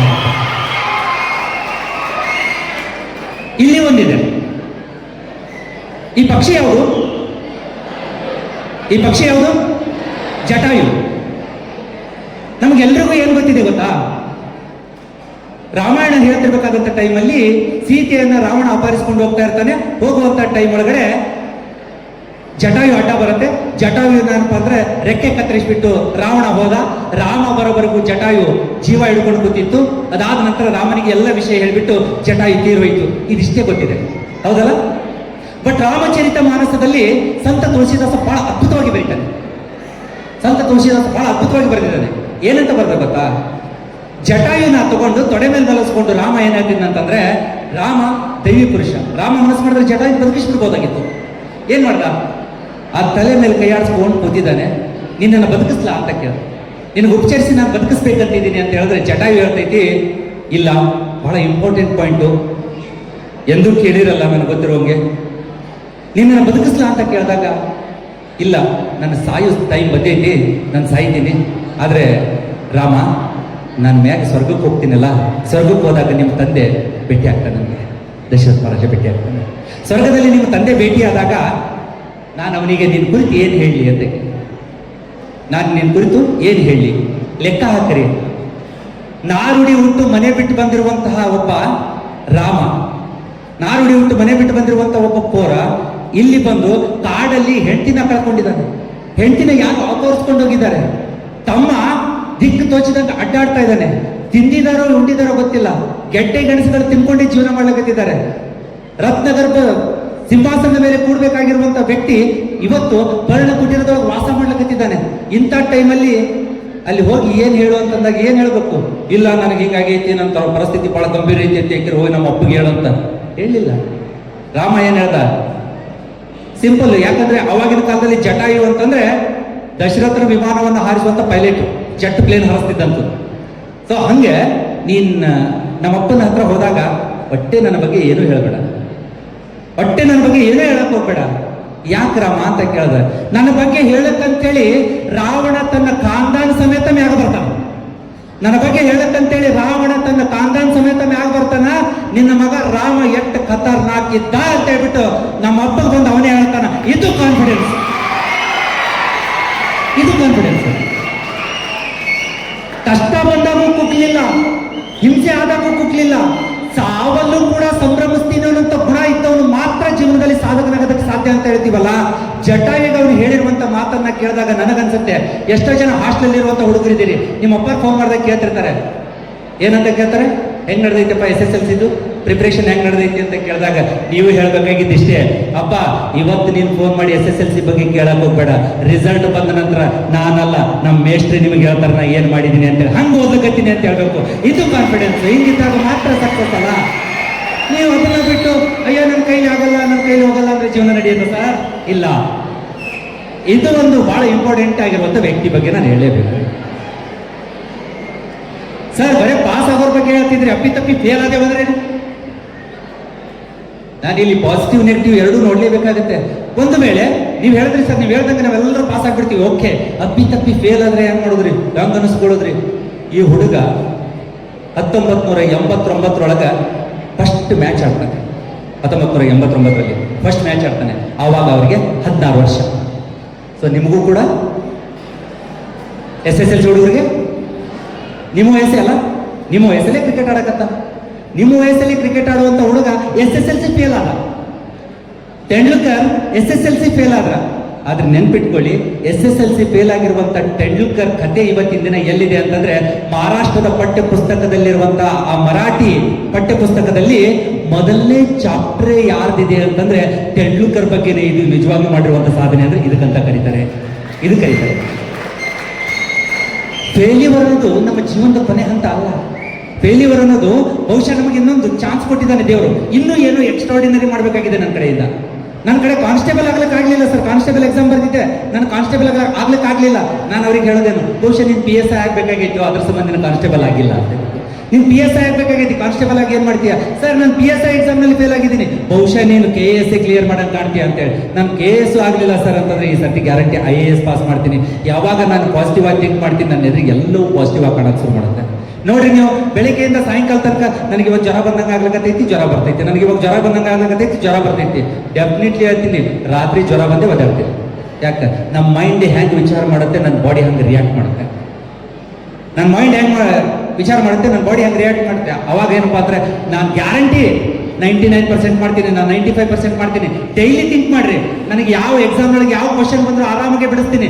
ನನಗೆ ಕ್ವಶನ್ ಪೇಪರ್ ಪ್ರಿಂಟ್ ಮಾಡೋರು ವಿಚಾರ ಮಾಡಬೇಕು, ಎಂಥ ಕ್ವಶನ್ ಪೇಪರ್ ಕೊಡಬೇಕಪ್ಪ ಇವನಿಗೆ, ಆ ಲೆಕ್ಕದಲ್ಲಿ ನಾನಿದ್ದೀನಿ ಅಂತ ದಿನಾನು ಥಿಂಕ್ ಮಾಡಿ. ಡೆಫಿನೆಟ್ಲಿ ನೀವು ಅನ್ಕೊಂಡಿರುವಂಥ ರಿಸಲ್ಟ್ ನಿಮ್ಮ ಕೈಯಲ್ಲಿ ಬರುತ್ತೆ. ನೆಗೆಟಿವ್ ಅನ್ನೋದನ್ನ ಇವತ್ತೇ ತೆಗೆದಾಕ್ರಿ. ಅದಕ್ಕೋಸ್ಕರ ಈ ಸೆಷನ್ ಮಾಡಿರ್ಬೇಕು ನಿಮಗೆ, ಹೌದಲ್ಲ? ಇದೇ ತೆಂಡೂಲ್ಕರ್ ಒಂದು ವೇಳೆ ಒಂದು ಹೊಡೆತಕ್ಕೆ ಹಿಂದಕ್ಕೆ ಸರ್ದಿದ್ದ ಅಂತಂದ್ರೆ ಇವತ್ತು ನಿಮ್ಮ ಎದುರಿಗೆ ತೆಂಡೂಲ್ಕರ್ ಗಾಡ್ ಆಫ್ ಕ್ರಿಕೆಟ್ ಅಂತ ಕರೆಸ್ಕೊಳ್ಳೋಕೆ ಸಾಧ್ಯನೇ ಇದ್ದಿದ್ದಿಲ್ಲ. 1989 ಫಸ್ಟ್ ಮ್ಯಾಚು ಇಂಡಿಯಾ ಪಾಕಿಸ್ತಾನ ಮಧ್ಯದೊಳಗೆ ನಡೀಲಿಕ್ಕೈತಿ. ಇದು 16 ವರ್ಷದ ಹುಡುಗ, ಹೇಳಿ ಕೇಳಿ ಸಿಕ್ಕಾಪಟ್ಟೆ ತಾಡಿಸಿ ಇಟ್ಟೇದ ಮನುಷ್ಯ. ವಾಮನ ಮೂರ್ತಿ ಕುಳ್ಳ ಸಚಿನ್ ತೆಂಡೂಲ್ಕರ್ 16 ವರ್ಷದ ಹುಡುಗ, ಬ್ಯಾಟ್ ಇಟ್ಕೊಂಡು ಹೋಗ್ತಾನೆ. First ball Waqar Younis bowling ಮಾಡಕ್ಕೆ ಬರ್ತಿದ್ದಾನೆ. ವಕಾರ್ ಯೂನಿಸ್ ಆಗಿನ ಕಾಲದಲ್ಲಿ ಪಾಕಿಸ್ತಾನ ಟೀಮ್ ಅಂತಂದ್ರೆ ಸಿಕ್ಕಾಪಟ್ಟಿ ಫಾಸ್ಟ್ ಬಾಲರ್ಗಳಿರುವಂತ ಟೀಮು. ವಕಾರ್ ಯೂನಿಸ್ ಬಂದು ಫಸ್ಟ್ ಬಾಲ್ ಎಸಿತಾನೆ. ಆ ಫಸ್ಟ್ ಬಾಲ್ ತೆಂಡೂಲ್ಕರ್ ಮೂಗಿಗೆ ಬಡ್ದಿದ್ದ. ಅಲ್ಲಿ ಸೆಂಟ್ರಲ್ ಇರೋ ಫೋಟೋ ಇದೆಯಲ್ಲ, ಸೆಂಟ್ರಲ್ ಇರೋ ಫೋಟೋ, ತೆಂಡೂಲ್ಕರ್ ಮೂಗಿ ಬಡಿಯುತ್ತೆ. ಮೂಗಿನಿಂದ ಧಾರಾಕಾರವಾಗಿ ರಕ್ತ ಸುಲಿಕ್ಕೆ ಶುರು ಮಾಡುತ್ತೆ. ಶರ್ಟ್ ಎಲ್ಲ ಕೆಂಪಾಗಿರುತ್ತೆ. ಅವಾಗ ಕ್ರೀಸಲ್ಲಿ ಇದ್ದವನು ನವಜಿತ್ ಸಿಂಗ್ ಸಿದ್ದು ಹೇಳ್ತಾನೆ, ಒಂದು ಕೆಲಸ ಮಾಡು, ನೀನು ಇಂಜೂರ್ಡ್ ಆಗಿದೆಯಲ್ಲ, ಈಗ ಹೋಗು, ನೆಕ್ಸ್ಟ್ ಸ್ಪಿನ್ನರ್ಸ್ ಬರ್ತಾರೆ, ಸ್ಪಿನ್ನರ್ಸ್ ಬಂದಪ್ಪ, ಅವಾಗ ಏನಪ್ಪಾ ಅಂತಂದ್ರೆ ಮತ್ತೆ ಆಡ್ಲಿಕ್ಕೆ ಬರ್ತೈತಿ ಅಂತೇಳಿ. ಅಷ್ಟೊತ್ತಿಗೆ ಆಗ್ಲೇ ಇಡೀ ಜಗತ್ತಿನ ಇಷ್ಟು ಫಾಸ್ಟ್ ಇದ್ದಿದ್ದಿಲ್ಲ ಬಿಡ್ರಿ. ಈಗಿನ ಟೆಕ್ನಾಲಜಿ ನಮಗೆ ಏನಾದ್ರು ಇದ್ದಿದ್ರೆ ಅವಾಗ ದೊಡ್ಡ ಇಶ್ಯೂ ಆಗೋಗಿರೋದು. ಬಟ್ ಅವಾಗ ಅಷ್ಟು ಇದ್ದಿದ್ದಿಲ್ಲ. ಎಲ್ಲೋ ಎಂಟೇನಾದೊಳಗೆ ನಾವು ಕ್ರಿಕೆಟ್ ಮ್ಯಾಚ್ ನೋಡಲು ಕೂಡ್ಬೇಕಾದಂತ ಟೈಮು. ಎಲ್ಲಾ ಕಡೆ ಚರ್ಚೆ ಹೆಂಗ್ ಶುರುವಾಗಿತ್ತು ಅಂದ್ರೆ, ಒಬ್ಬ 16 ವರ್ಷದ ಹುಡುಗನ ತಗೊಂಡೋಗಿ ಅಂತ ಖತರ್ನಾಕ್ ಬಾಲರ್ ಎದುರಿಗೆ ನಿಲ್ಸಿದಾರಲ್ಲ, ಇಂಡಿಯಾದವರಿಗೆ ತಲೆ ಕೆಟ್ಟಿದ್ಯಾ? ಇಂಡಿಯಾದವರಿಗೆ ಆ ಹುಡುಗನ ಬಗ್ಗೆ ಪರಿವೇನೇ ಇಲ್ವಾ? ಆ ಇಂಡಿಯಾದವರು ಆ ಹುಡುಗನ ಸಾಯಿಸ್ಬೇಕಂತ ಡಿಸೈಡ್ ಮಾಡ್ತಾರೆ. ಹಂಗೆ ಹಿಂಗೆ 108 ಚರ್ಚೆಗಳು ನಡೆಯುವಂತ ಟೈಮಲ್ಲಿ ತೆಂಡೂಲ್ಕರ್ ಹೇಳ್ತಾನೆ, ನಾನು ಆಡ್ತೀನಿ. ಮುಖ ಹೊಡೆದೈತಂತ ಹೊಳ್ಳಿ ಹೋಗ್ತೀನಿ, ಅಲ್ಲಿಲ್ಲ, ನಾನು ಆಡ್ತೀನಿ. ಯಾರು ಹೇಳಿದ್ರು ಕೇಳಿಲ್ಲ, ನಾನು ಆಡ್ತೀನಿ ಅಂತ ಬಿಟ್ಟ. ಹೋಗ್ತಿರ್ಬೇಕಾದಂತ ಟೈಮಲ್ಲಿ ಬ್ಯಾಟ್ ತಗೊಂಡು ವಕಾರ್ ಯೂನಿಸ್ ಕಣ್ಣಾಗಿ ಕಣ್ಣಿಟ್ಕೊಂಡು ನೋಡ್ಕೊಂಡು ಹೋಗ್ತಾನೆ. ಹೋಗಿ ಬ್ಯಾಟಿಂಗ್ ನಿಲ್ತಾನೆ. ನೆಕ್ಸ್ಟ್ ಬಾಲೇ ಬೌಂಡ್ರಿ ಆಚೆ ಹೊಡಿತಾನೆ. ಪಾಕಿಸ್ತಾನ ಟೀಮಿಗೆ ಬರೀ ಬೌಂಡ್ರಿ ಆಚೆ ಹೊಡಿಲಿಲ್ಲ, ಎಲ್ಲಿಗೆ ತಂದು ನಿಲ್ಲಿಸ್ತಾ ಅಂತಂದ್ರೆ ಎಲ್ಲರೂ ಡಿಸೈಡ್ ಮಾಡಿಬಿಟ್ಟಿದ್ರು, ಬಹುಶಃ ಪಾಕಿಸ್ತಾನ ಗೆಲ್ಲುತ್ತೆ, ಇಂಡಿಯಾ ಸೋಲುತ್ತೆ ಅಂತ. ಇಡೀ ದಿನ ಮ್ಯಾಚ್ ಆಡಿಬಿಟ್ಟು ನವಜಿತ್ ಸಿಂಗ್ ಸಿದ್ದು ಮತ್ತು ತೆಂಡೂಲ್ಕರ್ ಇಬ್ರು ಸೇರಿಬಿಟ್ಟು ಆ ಮ್ಯಾಚ್ ಅನ್ನ ಕಂಟಿನ್ಯೂಸ್ ಆಡಿ ಡ್ರಾ ಮಾಡ್ಕೊತಾರೆ. ಮೊದಲನೇ ಹೊಡೆತಕ್ಕೆ ಏನಾದ್ರೂ ಹಿಂದಕ್ಕೆ ಬಂದಿದ್ದ ಅಂತಂದ್ರೆ ಇವತ್ತು ತೆಂಡೂಲ್ಕರ್ ನಮಗೆ ಸಿಗೋದಕ್ಕೆ ಸಾಧ್ಯ ಇಲ್ಲ. ಹಂಗೆ ನಾನು ಒಂದು ಸಬ್ಜೆಕ್ಟ್ ಅಲ್ಲಿ ವೀಕ್ ಇದ್ದೀನಿ ಅನ್ನೋ ಕಾರಣಕ್ಕಾಗಿ ನನಗೆ ಓದಕ್ ಆಗ್ತಾ ಇಲ್ಲ, ನಾನು ಎಲ್ಲಿ ಫೇಲ್ ಆಗ್ತೀನಿ ಅಂತ ಭಯ ಪಡ್ಕೊಂಡು ಕೂತ್ರೆ ಮಿಕ್ಕಿದ ಸಬ್ಜೆಕ್ಟ್ ಅಲ್ಲಿ ಸ್ಕೋರ್ ಮಾಡಕ್ ಆಗ್ತೈತೆ ಅನ್ನೋ ವೀಕ್ನೆಸ್ ಎಲ್ರಿಗೂ ಇರುತ್ತೆ. ಆ ವೀಕ್ನೆಸ್ ಅನ್ನ ಮೀರಿ ನಿಲ್ಲೋದೇ ನಿಜವಾದಂತ ಬದುಕು. ನನ್ನ ಪ್ರಕಾರ ಏನಪ್ಪಾ ಅಂದ್ರೆ, ಬದುಕು ಅಂದ್ರೆ ಬೇರೆ ಏನಲ್ಲ, ಆ ವೀಕ್ನೆಸ್ ಗಳನ್ನ ಮೆಟ್ಟಿ ನಿಲ್ಲೋದೇ ನಿಜವಾದಂತ ಬದುಕು ಅನ್ನೋಂತ ಒಂದು ಆಶೆ ನಂದು. ನೋಡ್ರಿ, ಇದನ್ನೇ ಹೇಳ್ತಾ ಇರೋದು, ನೆವರ್ ಗಿವ್ ಅಪ್ ಅಂತ ಕರೀತೀವಿ ನಾವು. Never give up. ಅವತ್ತು ಅವ್ನು ಬಿಟ್ಕೊಡ್ಲಿಲ್ಲ, ಇವತ್ತು ಗಾಡ್ ಆಫ್ ಕ್ರಿಕೆಟ್ ಅಂತ ಕರ್ಸ್ಕೊಂಡ್ರು. ಇನ್ನೊಂದಿದೆ ಇದೇ ತರ, ಅಲ್ಲಿ ಜಂಪ್ ಮಾಡಿದಂತ ವ್ಯಕ್ತಿ ಫೋಟೋ ನೋಡ್ರಿ, ಬಹಳ ಚೆನ್ನಾಗಿದೆ. ಈ ಫೋಟೋದ ಹಿಂದೆ ಬಹಳ ದೊಡ್ಡ ಸ್ಟೋರಿ ಇದೆ. ಸಚಿನ್ ತೆಂಡೂಲ್ಕರ್ ಬ್ಯಾಟಿಂಗ್ ಮಾಡ್ಬೇಕಂತ ಬಂದಂತ ಟೈಮಲ್ಲಿ ಬಾಲಿಂಗ್ ಮಾಡ್ಬೇಕಂತ ಬಂದವನು ಬ್ರಾಡ್ ಹಾಗ್ ಅನ್ನೋಂಥವನು. ಬ್ರಾಡ್ ಹಾಗ್ ಬಾಲಿಂಗ್ ಮಾಡ್ತಾನೆ. ಆಲ್ರೆಡಿ ಏನಪ್ಪಾ ಅಂದ್ರೆ ಗಾಡ್ ಆಫ್ ಕ್ರಿಕೆಟ್ ಯಾರು? ತೆಂಡೂಲ್ಕರ್ನ ಬೋಲ್ಡ್ ಮಾಡ್ತಾನೆ. ತೆಂಡೂಲ್ಕರ್ನ ಬೋಲ್ಡ್ ಮಾಡಿದೆ ನೋಡ್ರಿ, ಅಲ್ಲಿ ಬೋಲ್ಡ್ ಆಗಿರೋಂಥದ್ದು. ಅವನದು ಸೆಲಿಬ್ರೇಷನ್ ಹೆಂಗಿದೆ ನೋಡಿ, ಸಿಕ್ಕಾಪಟ್ಟಿ ಜಿಗಿದಾಡ್ತಾ ಇದ್ದಾನೆ. ಅವ ಜಿಗಿದಾಡೋದನ್ನ ನೋಡಿಬಿಟ್ಟು ಅಲ್ಲಿ ಗ್ರೌಂಡ್ ಅಲ್ಲಿ ಇದ್ದವ್ರು ಎಲ್ಲರೂ ತಿಳ್ಕೊಂಡಿದ್ರು, ಬಹುಶಃ ಬ್ರಾಡ್ ಹಾಗೋ ಹುಚ್ಚೆ ಹಿಡಿದು ಕಾಣಿಸ್ತೈತಂತೆ. ತೆಂಡೂಲ್ಕರ್ನ ಔಟ್ ಮಾಡಿದಕ್ಕೆ ಬ್ರಾಡ್ ಹಾಗೋ ಹುಚ್ಚೆ ಹಿಡಿದಿರ್ಬೇಕು, ಅದಕ್ಕೆ ಇಷ್ಟೆಲ್ಲ ಕುಣಿದಾಡ್ತಾ ಇದ್ದಾನೆ ಅಂತ ಹೇಳ್ಬಿಟ್ಟು. ಒಂದು ಕುಣಿದಾಡ್ತಾ ಇದ್ದಂತ ವ್ಯಕ್ತಿ ಮಾರನೇ ದಿನ ಏನ್ ಮಾಡ್ದ ಅಂತಂದ್ರೆ, ತೆಂಡೂಲ್ಕರ್ ಏನಲ್ಲ ಸುಮ್ಮನೆ ತನ್ನ ಬ್ಯಾಟ್ ಬಗಲಲ್ಲಿ ಹಿಡ್ಕೊಂಡು ಹೋದ. ಅದಾದ ನಂತರ ಮಾರನೇ ದಿನ ಒಂದು ಪೇಪರ್ ಅಲ್ಲಿ, ಟೈಮ್ಸ್ ಆಫ್ ಇಂಡಿಯಾ ಪೇಪರ್ ಅಲ್ಲಿ ಏನೋ ಈ ಫೋಟೋ ಬಂತು. ಈ ಫೋಟೋ ತಗೊಂಡೋಗಿ ತೆಂಡೂಲ್ಕರ್ ಹತ್ರ ಕೊಡ್ತಾನೆ, ಸರ್ಜಿ ಆಟೋಗ್ರಾಫ್ ಪ್ಲೀಸ್ ಅಂತ. ಬಹುಶಃ ನಾವು ನೀವಾಗಿದ್ದೇವಪ್ಪ ಅಂದ್ರೆ, ನೀನು ದೊಡ್ಡ ಭಾರಿ ಬಾಲರ್ ಅಂತ ತಗೊಂಡೇನಾ? ಏನೋ ಒಂದು ಸರ್ತಿ ಔಟ್ ಮಾಡಿ ಅಂದ್ರೆ ನೀನೇ ಬರೀ ಅನ್ಕೊಂಡು ಬಾಯಿ ಸತ್ಯ ಬಾ, ಒಂದು ಬಾರಿ 3 6 ಹೊಡೆ ತೋರಿಸ್ತೀನಿ ಬಾ, ಲೆಕ್ಕದ ಜಗಳ ತೆಗಿತೀವಿ. ತೆಂಡೂಲ್ಕರ್ ಏನೂ ಅಲ್ಲಿಲ್ಲ, ಸೀದಾ ತಗೊಂಡ ಆಟೋಗ್ರಾಫ್ ಹಾಕ್ದ. ಏನಾಗ್ತಾ ಗೊತ್ತಾ? ಈ ಲೈನ್ ಓದಿ ಕೆಳಗಡೆ, Sachin sign the autograph and added a message. ಏನಿದೆ? This will never happen again ಹಾಗಿ ಅಂತ. This will never happen again ಹಾಗಿ ಅಂತ ಬರೀತಾನೆ. ಈ ಸಮಯ, ಈ ಕ್ಷಣ ಮತ್ತೆ ನಿನ್ನ ಜೀವನದಲ್ಲಿ ಬರ್ಲಿಕ್ಕೆ ಸಾಧ್ಯ ಇಲ್ಲ ಅಂತ ಬರೀತಾನೆ. ಬರೀಲಿಲ್ಲ ತೆಂಡೂಲ್ಕರ್. ಅವತ್ತಿನಿಂದ ಪ್ರಾಕ್ಟೀಸ್ ಹೆಂಗ್ ಶುರು ಮಾಡ್ದ ಅಂತಂದ್ರೆ, ಅವ್ನು ಯಾವ ತರ ರಿವರ್ಸ್ ಸ್ಪಿನ್ ಮಾಡ್ತಾನೋ, ದೂಸರಾ ಹೆಂಗ್ ಹೋಗಿತಾನೋ ಅವೆಲ್ಲವನ್ನು ತಿಳ್ಕೊಂಡ. ಮುಂದೆ ಬ್ರಾಡ್ ಹಾಗ್ ತೆಂಡೂಲ್ಕರ್ಗೆ ಸರಿಸುಮಾರು 194 ಬಾಲ್ ಮಾಡಿದ್ದಾನೆ. ಒಂದೇ ಒಂದ್ ಸರ್ತಿ ತೆಂಡೂಲ್ಕರ್ನ ಔಟ್ ಮಾಡ್ಲಿಕ್ಕೆ ಅವ್ರ ಕಡೆ ಆಗ್ಲಿಲ್ಲ. ಇದನ್ನಂತಾರೆ ಡೆಡಿಕೇಶನ್ ಅಂತ ಹೇಳ್ಬಿಟ್ಟು ಕರೆಯೋದು. ಇದನ್ನೇ ಡೆಡಿಕೇಶನ್ ಅಂತ ಕರೆಯೋದು. ಯಾವುದು ಆಗಲ್ಲ ಅಂತ ಹೇಳಿರ್ತಾರಲ್ಲ, ನನ್ನ ಕಡೆ ಅದನ್ನ ಮಾಡಿ ತೋರಿಸ್ತೀನಿ ಅಂತ. ಯಾವಾಗ ಬರಿತೀನಿ, ಬರೆದ ಮಾತ್ರಕ್ಕೆ ನಾನು ಪಾಡಿಗೆ ನಾನು ಇರ್ತೀನಿ ಅನ್ನೋದಲ್ಲ, ಅದ್ರ ಪ್ರಕಾರ ನಡ್ಕೋಬೇಕು. ಹಂಗೆ ನೀವು ಕೂಡ ಏನಪ್ಪಾ ಅಂತಂದ್ರೆ, ಯಾವುದು ಆಗಲ್ಲ ಅಂತ ಏನಿಲ್ಲ, ಏನ್ ಬೇಕಾದ್ರೂ ಮಾಡ್ಬೋದು, ಮಾಡ್ತೀನಿ ಅನ್ನೋಂಥ ಮನಸ್ಸು ನಮ್ಮಲ್ಲಿ ಇರಬೇಕು ಅಂತ ಹೇಳ್ಬಿಟ್ಟು. ಕೊನೆಯದು ಇನ್ನೊಂದು 2 ಸ್ಲೈಡ್ ಇದೆ, ನಾನು ಹೇಳ್ಬಿಟ್ಟು ಮುಗಿಸ್ಬೇಕು ಅನ್ಕೊಂಡಿದ್ದೀನಿ. ಮತ್ತೆ ಇದನ್ನ ಹಾಕನೆ ಅನ್ಸಲ್ಲ, ಲಾಸ್ಟಿಗೆ ಎಗ್ ರೈಸ್ ಅಂಗಡಿ ಇರುತ್ತೆ ಅಂದ್ರೆ ನಾನು ಬೇಡ್ರಿ ಮತ್ತೆ. ನಮ್ಮ ಮತ್ತಿಗೆ ಎಗ್ ಕಂಡ್ರೆ ಎಗ್ ರೈಸು, ಪೊಟಾಟೊ ಕಂಡ್ರೆ ಬೋಟಾ, ಇದರಲ್ಲಿ ಓಡ್ತಾ ಇರ್ತೀವಿ. ಏನಿದೆ? ಪರಿಸ್ಥಿತಿ ಬದಲಾಯಿಸಿ ಆದ್ರೆ ಮನಸ್ಥಿತಿನಲ್ಲ ಅಂತ ಬರ್ತಿದ್ದೀನಿ. ಪರಿಸ್ಥಿತಿನ ಬದಲಾಯಿಸಿ ಆದ್ರೆ ಮನಸ್ಥಿತಿನಲ್ಲ. ಏನಿಲ್ಲ, ಒಂದು ಹುಡುಗಿ ಡಿಪ್ರೆಷನ್ಗೆ ಹೋಗಿದ್ಲು. ಯಾಕಂತಂದ್ರೆ ಎಕ್ಸಾಮ್ ಫಿಯರ್. ಇದು ನಡೆದಿರೋ ಘಟನೆ. ಎಕ್ಸಾಮ್ ಫಿಯರ್, ಹೆದರಿಕೆ ಆಗ್ತಿದೆ, ನಾನು ಎಕ್ಸಾಮ್ ನಲ್ಲಿ ಪಾಸ್ ಆಗ್ತೀನೋ ಇಲ್ಲೋ, ಸ್ಕೋರ್ ಬರ್ತಾಯ್ತೋ ಇಲ್ಲೋ. ಊಟ ಬಿಟ್ಟಿದ್ದು ಹುಡುಗಿ, ಒಬ್ಬಕ್ಕಿನೇ ಕೊಡ್ತಿದ್ಲು. ಬುಕ್ ಓದ್ತೀನಿ ಅಂತ ಬುಕ್ ತೆಗಿತಿದ್ಲು, ಬಟ್ ಬುಕ್ ಅಲ್ಲಿರೋದು ಯಾವುದು ತಲೆಗೆ ಹೋಗ್ತಾ ಇಲ್ಲ. ಯಾಕೆ? ಭಯ. ಪ್ರತಿ ಕ್ಷಣನೂ ಹೆದರ್ತಾ ಇದ್ದಾಳೆ, ನನ್ನ ಕಡೆ ಆಗುತ್ತೋ ಇಲ್ಲೋ ಅಂತ ಹೇಳ್ಬಿಟ್ಟು. ಅವ್ರ ಅಪ್ಪನ ನೋಡ್ದ ಕೊನೆಗೆ ಏನಪ್ಪಾ ಅಂದ್ರೆ ಮಗಳಿಗೆ ಹೇಳ್ದ, ಆಯ್ತು ಇಲ್ಲೊಂದು ಕೆಲಸ ಮಾಡ್ಬಾ, ನಿನಗಂತೂ ಓದ್ಲಿಕ್ಕೆ ಆಗ್ತಾ ಇಲ್ಲಲ್ಲ, ಅಡಿಗೆರೆ ಮಾಡೋ ಮಾತ ಕರ್ಕೊಂಡೋದ. ಕರ್ಕೊಂಡೋದ ತಕ್ಷಣ ಮೊದಲು ಏನ್ ಮಾಡ್ದ ಅಂತಂದ್ರೆ, ಆಲೂಗಡ್ಡೆ ಆಲೂಗಡ್ಡೆನ ತಗೊಂಡೇನಪ್ಪ ಅಂತಂದ್ರೆ ಕುಕ್ಕರಲ್ಲಿಟ್ಟು ಬೇಯಿಸುವಂತ. ಆಲೂಗಡ್ಡೆನ ಬೇಯಿಸಿದ್ರು, ಸೈಡಿಗೆ ಇಡುವಂತ. ನೆಕ್ಸ್ಟ್ ಮೊಟ್ಟೆ ತಗೊಂಡು ಮೊಟ್ಟೆನೂ ಕೂಡ ಏನಪ್ಪಾ ಅಂತಂದ್ರೆ ಬೇಯಿಸು ಅಂತ ಹೇಳೋದು. ಮೊಟ್ಟೆನೂ ಕೂಡ ಏನಪ್ಪಾ ಅಂತಂದ್ರೆ ಕುದಿಸೋದು, ತೆಗೆದು ಸೈಡಿಗೆ ಇಡೋದು. ನೆಕ್ಸ್ಟ್ ಕಾಫಿ ಪೌಡರ್ನ ತಗೊಂಡು ಆಯ್ತು ಕಾಫಿಗಿಟ್ಟು ಅದರಲ್ಲಿ ಬೆರೆಸು ಅಂತ ಹೇಳೋದು. ನೀರು ಹಾಲು ಹಾಕಿ ಅದರಲ್ಲಿ ಬೆರೆಸೋದು. 3 ಸೈಡಿಗೆ ಇಟ್ಟು ಅವರಪ್ಪ ಹೇಳಿಕೊಂಡಿದ್ದೇನು ಗೊತ್ತಾ? ಮೊದಲು ಆಲೂಗಡ್ಡೆ ಹೆಂಗಿತ್ತು? ಗಟ್ಟಿಯಾಗಿದ್ದಂತ ಆಲೂಗಡ್ಡೆ ಕುದಿಸಿದ ನಂತರ ಏನಾಯ್ತು? ಮೆತ್ತಗಾಯ್ತು. ಕುದಿಸಿದ ನಂತರ ಆಲೂಗಡ್ಡೆ ಮೆತ್ತಗಾಯ್ತು. ಮೊಟ್ಟೆ ಮೊದಲು ಹೆಂಗಿತ್ತು? ಒಳಗಡೆ ಲಿಕ್ವಿಡ್ ಇತ್ತು. ಕುದಿಸಿದ ನಂತರ ಏನಾಯ್ತು? ಗಟ್ಟಿ ಆಯ್ತು. ಕಾಫಿ ಪೌಡರ್ ಮೊದಲು ಹೆಂಗಿತ್ತು? ಹೌದಾ? ಪೌಡ್ರು ಹಾಲಲ್ಲಿ ಹಾಕಿ ಬೆರೆಸಿದ ನಂತರ ಪೌಡರ್ ಏನಾಯ್ತು? ಅದಕ್ಕೇನಂತ ಕರಿತೀವಿ? ಕಾಫಿ ಅಂತ ಕರಿತೀವಿ, ಹೌದಲ್ಲ? ವಿಚಾರ ಇಷ್ಟೇ. ಕಷ್ಟ ಬಂತು ಅಂದ ತಕ್ಷಣ ಆಲೂಗಡ್ಡೆ ತನ್ನ ಸ್ವರೂಪನ ಬದಲಾಯಿಸ್ಕೊಂತು. ಕಷ್ಟ ಬಂತು ಅಂದ ತಕ್ಷಣ ಮೊಟ್ಟೆ ತನ್ನ ಸ್ವರೂಪನ ಬದಲಾಯಿಸ್ಕೊಂತು. ಆದ್ರೆ ಕಾಫಿ ಪೌಡರ್ ಏನ್ ಮಾಡ್ತು? ತನ್ನ ಸ್ವರೂಪನ ಬದಲಾಯಿಸ್ಕೊಳ್ಳಿಲ್ಲ. ಅದ್ರ ಜೊತೆಲಿರುವಂತಹ ಹಾಲಿನ ಸ್ವರೂಪನೇ ಬದಲಾಯಿಸಿ ತನ್ನ ಜೊತೆನೆ ಸೇರಿಸ್ಕೊಂಡು ಅದನ್ನ ಕಾಫಿ ಅಂತ ಕನ್ವರ್ಟ್ ಮಾಡ್ತು. ಇದು ಪರಿಸ್ಥಿತಿ ಹೆಂಗಿದ್ರು ಕೂಡ ಮನಸ್ಥಿತಿ ಬದಲಾಯಿಸ್ಕೋಬೇಡ್ರಿ. ಏನು ಬರ್ತೈತಿ ಬರ್ಲಿ ನಾನು ಮಾಡ್ತೀನಿ ಅನ್ನೋದಿದ್ದಾಗ ಮಾತ್ರ ನಿಮ್ ಕಡೆಯಿಂದ ಮಾಡೋದಕ್ಕೆ ಸಾಧ್ಯ ಇಲ್ಲ ಅಂದ್ರೆ ಸಾಧ್ಯನೇ ಇಲ್ಲ. ಫಸ್ಟ್ ಅದನ್ನ ಅರ್ಥ ಮಾಡ್ಕೊಡ್ರಿ. ಇದನ್ನ ಅವ್ರ ಅಪ್ಪ ಹೇಳಿದಾಗ ಆ ಹುಡುಗಿ ಅನ್ಕೊಂಡ್ಲು, ಎಸ್ ನಾನು ಎಲ್ಲಿ ತಪ್ತಾ ಇದ್ದೀನಿ ಅಂತ ಅವಳಿಗೆ ಕನ್ಫರ್ಮ್ ಆಯ್ತು. ಇನ್ನು ಮುಂದೆ ನಾನು ಹಂಗೆ ಮಾಡಲ್ಲ, ನಾನು ಡೆಫಿನೆಟ್ಲಿ ಏನ್ ಬೇಕು ಹಂಗೆ ಮಾಡ್ತೀನಿ ಅಂತ ಹೇಳ್ಬಿಟ್ಟು ಆ ಹುಡುಗಿನೇ ಒಳ್ಳೆ ಸ್ಕೋರ್ ಮಾಡ್ತಾಳೆ. ಇವನ ಹೆಸರು ನಿಮ್ಗೆ ಏನಾದ್ರು ಗೊತ್ತಿದೆಯಾ? Mister Brian. ಇವರ ಹೆಸರು mister Brian. Mister Brian Facebook ಅನ್ನುವಂತ ಒಂದು ಕಂಪ್ನಿಗೆ ಹೋಗಿ ಇಂಟರ್ವ್ಯೂ ಕೊಡ್ತಾನೆ, ನನಗೊಂದು ಕೆಲಸ ಕೊಡ್ರಿ ಅಂತ ಹೇಳ್ಬಿಟ್ಟು. ಆದ್ರೆ ಕೆಲಸ ಕೊಡದೆ ವಾಪಸ್ ಕಳಿಸ್ಕೊಡ್ತಾರೆ. ಮತ್ತೆ 2 ಕಂಪ್ನಿಗೆ ಹೋಗ್ತಾನೆ, ಆ ಕಂಪ್ನಿಲೂ ಕೆಲಸ ಕೊಡಲ್ಲ. ಕೊನೆಗೆ ಅವನು ಏನ್ ಮಾಡ್ದ ಅಂತಂದ್ರೆ ಒಂದು ಆ್ಯಪ್ನ ಸೃಷ್ಟಿ ಮಾಡ್ತಾನೆ. ಆ್ಯಪ್ನ ಸೃಷ್ಟಿ ಮಾಡಿ ಅದನ್ನ ಬಹಳ ಪಾಪ್ಯುಲರ್ ಮಾಡ್ತಾನೆ. ಪಾಪ್ಯುಲರ್ ಮಾಡಿದ ನಂತರ ಕೊನೆಗೆ ಫೇಸ್ಬುಕ್ ಕಂಪ್ನಿಗೆ ಆ ಆ್ಯಪ್ ಅನ್ನ ಮಾರ್ತಾನೆ. ಎಷ್ಟಕ್ಕೆ ಮಾರ್ತಾನೆ ಅಂದ್ರೆ 1,20,000 ಕೋಟಿಗೆ ಏನಪ್ಪಾ ಅಂತಂದ್ರೆ ಅದನ್ನ ಮಾರಾಟ ಮಾಡ್ತಾನೆ. ಬೇರೆ ಯಾವುದೋ ಅಲ್ಲ ಸರ್, ನೀವು ಯೂಸ್ ಮಾಡುವಂತ ವಾಟ್ಸಪ್. ಆ ವಾಟ್ಸಪ್ ಕಂಪ್ನಿ ಸೃಷ್ಟಿ ಮಾಡಿ ಆ ವಾಟ್ಸಪ್ ಆ್ಯಪ್ ಅನ್ನ ಯಾರಿಗೆ ಮಾರ್ದ ಅಂತಂದ್ರೆ ಫೇಸ್ಬುಕ್ಗೆ. ನಾನು ಹೇಳ್ತಾ ಇರೋದಿಷ್ಟೇ, ನಮ್ಮ ಬದುಕಿನಲ್ಲಿ ಹಿಂಸೆ, ನೋವು, ಅವಮಾನ, ಹತಾಶೆ ಇವೆಲ್ಲ ಇರುತ್ತೆ. ಅದನ್ನ ದಾಟಿ ಬಂದೇನಪ್ಪ ಅಂತಂದ್ರೆ ನಾನು ಏನ್ ಮಾಡ್ತೀನಿ ಅಂತ ಹೊಡ್ತೀನಲ್ಲ, ಇಡೀ ಜಗತ್ತು ನನ್ನನ್ನು ಗುರುತಿಸುತ್ತೆ. ಒಂದು ವೇಳೆ ಆ ಕಂಪ್ನಿಯಿಂದ ಹೊರಗಾಗದ ಕಂಪ್ನಿಯೊಳಗೆ ಕೆಲಸ ಕೊಡ್ಲಿಲ್ಲ ಅಂತ ಹೇಳ್ಬಿಟ್ಟು ತಾನು ಪಾಡಿತಾ ನಿಂತಿದ್ದ ಅಂತಂದ್ರೆ ಏನು ಮಾಡೋಕ್ಕಾಗ್ತಿದ್ದಿಲ್ಲ ಪ್ರಿಯಾ.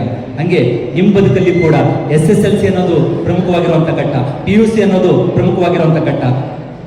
ಸರ್, ಬಹಳ ಮಂದಿ ಹೇಳ್ಬೋದು ಮಾರ್ಕ್ಸ್ ನಿಮ್ಮ ಭವಿಷ್ಯವನ್ನ ನಿರ್ಧರಿಸುವುದಿಲ್ಲ, ಬಹಳ ಮಂದಿ ಹೇಳುವಂತ ಮಾತು. ಅಂಕಪಟ್ಟಿ ವಿದ್ಯಾರ್ಥಿಗಳ ಭವಿಷ್ಯವನ್ನ ನಿರ್ಧರಿಸುವುದಿಲ್ಲ. ಆದರೆ ಅನಿವಾರ್ಯವಾಗಿ ಹೇಳಲೇಬೇಕು, ಪ್ರಸ್ತುತ ಸನ್ನಿವೇಶದಲ್ಲಿ ಅಂಕಗಳು ನಿಮ್ಮ ಭವಿಷ್ಯವನ್ನು ನಿರ್ಧರಿಸದೇ ಇದ್ದರೂ ಕೂಡ ಭವಿಷ್ಯದಲ್ಲಿ ನೀವು ಓದುವುದಕ್ಕೆ ಅಂಕಗಳು ಅನಿವಾರ್ಯ ಆಗೈತಿ. ಅದಕ್ಕೋಸ್ಕರ ಅಂಕಗಳನ್ನು ಪಡಿಬೇಕೆ ಹೊರತು ಆ ಅಂಕಗಳ ಮೇಲೆ ಬದುಕು ನಡೀತೈತಿ ಅಂತ ಅನ್ಕೊಳ್ಳೋದಲ್ಲ. ನೀವು ಅಂಕಗಳ ಮೇಲೆ ಬದುಕು ನಡೀತೈತಿ ಅಂತ ಅನ್ಕೊಂಡಾಗ ಮಾತ್ರ ನಿಮ್ಮಲ್ಲಿ ಏನಪ್ಪಾ ಅಂದ್ರೆ ಎಕ್ಸಾಮ್ ಫಿಯರ್ ಅನ್ನೋದು ಸ್ಟಾರ್ಟ್ ಆಗ್ತೈತಿ. ಇವನೊಬ್ಬ ವ್ಯಕ್ತಿ, ಇವನ ಹೆಸರೇನು ಗೊತ್ತಾ? ಜಾಧವ್ ಮಲಾಯ್ ಪಯಾಂಗ್ ಅಂತ ಕರಿತೀವಿ. ಜಾಧವ್ ಮಲಾಯ್ ಪಯಾಂಗ್ ಅಂತ ಹೇಳ್ಬಿಟ್ಟು ಈ ಜಾಧವ್ ಮಲಾಯನ್ ಅಂತ ಒಬ್ಬ ವ್ಯಕ್ತಿ ಸಣ್ಣ ವಯಸ್ಸಿನಲ್ಲಿ 16ನೇ ವಯಸ್ಸಿನೊಳಗೆ ಏನಪ್ಪಾ ಅಂದ್ರೆ ಹೋಗ್ತಿರ್ಬೇಕಾದ್ರೆ ಕಾಡು ನಾಶ ಆಗಿ ಅಲ್ಲಿ ಹಾವುಗಳೆಲ್ಲ ಸತ್ತು ಬಿದ್ದಿದ್ದನ್ನ ನೋಡ್ಬಿಟ್ಟು ಅದನ್ನ ಹೆಂಗಾದ್ರೂ ಮಾಡಿ ಕಾಡನ್ನ ಬೆಳೆಸ್ಬೇಕು, ಉಳಿಸ್ಬೇಕು ಅಂತ ಹೇಳ್ಬಿಟ್ಟು 16ನೇ ವಯಸ್ಸಿನಿಂದ ಪ್ರಾರಂಭ ಮಾಡಿ 46ನೇ ವಯಸ್ಸಿನ ತನಕ ಬರೀ ಗಿಡ ಹಚ್ಚೋದು ಕೆಲಸ ಮಾಡ್ದ. ಗಿಡ ಹಚ್ಕೋತ ಎಲ್ಲಿ ತಂದ ಅಂತಂದ್ರೆ 1360 ಎಕರೆ ಏನಪ್ಪಾ ಅಂದ್ರೆ ಗಿಡ ಹಚ್ತಾನೆ. ಅವನಿಗೆ ಫಾರೆಸ್ಟ್ ಮ್ಯಾನ್ ಆಫ್ ಇಂಡಿಯಾ ಅಂತ ಹೇಳ್ಬಿಟ್ಟು ಪುರಸ್ಕಾರ ಕೊಡ್ತಾರೆ. Forest man of India. ಇನ್ನೊಬ್ಬ ವ್ಯಕ್ತಿ ಇದ್ದಾನೆ, ಮೌಂಟೇನ್ ಮ್ಯಾನ್ ಆಫ್ ಇಂಡಿಯಾ ಅಂತ ಕರೀತಾರೆ ಇವನ್ನ.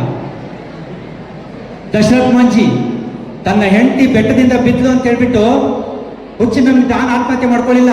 ಆ ಬೆಟ್ಟದಿಂದ ಮತ್ತೊಬ್ಬರ ಹೆಂಡತಿ ಬಿದ್ದು ಸಾಯ್ಬಾರ್ದು, ಮತ್ತೊಬ್ಬರ ಪ್ರೀತಿ ಹಾಳಾಗ್ಬಾರ್ದು ಅಂತ ಹೇಳ್ಬಿಟ್ಟು ಸರಿ ಸುಮಾರು ಎಷ್ಟು ವರ್ಷ, 23 ವರ್ಷ ಹತೋಡಿ ಚಾಣ ತಗೊಂಡು ಒಬ್ಬನೇ ಬೆಟ್ಟ ಕಡಿತಾನೆ. ಅವನಿಗೆಲ್ಲರೂ ಹುಚ್ಚ ಅಂತ ಕರೆದ್ರು. ಕೊನೆಗೆ ಏನಪ್ಪಾ ಅಂತಂದ್ರೆ ಆ ಬೆಟ್ಟ ಕರೆದು ನಿಲ್ಸಿದ ನಂತರ ಅವನನ್ನೇನಂತ ಕರೆದ್ರು? ಮೌಂಟೇನ್ ಮ್ಯಾನ್ ಆಫ್ ಇಂಡಿಯಾ ಅಂತ ಕರೆದ್ರು. ನೆನಪಿರ್ಲಿ, ಕಷ್ಟಗಳು ಕೂಡ ಬೆಟ್ಟದ ಹಾಗೆ ಬರ್ತಾವ. ಅವುಗಳನ್ನೇನಪ್ಪ ಅಂದ್ರೆ ಕುಟ್ಟಿ ಪುಡಿ ಮಾಡುವಂತ ತಾಕತ್ತು ಪ್ರತಿಯೊಬ್ಬರ ಹತ್ರನೂ ಇದೆ.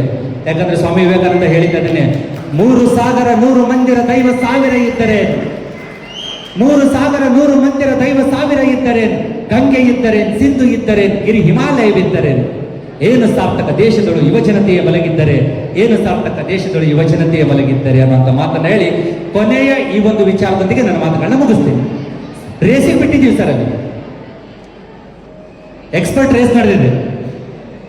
ಏನದ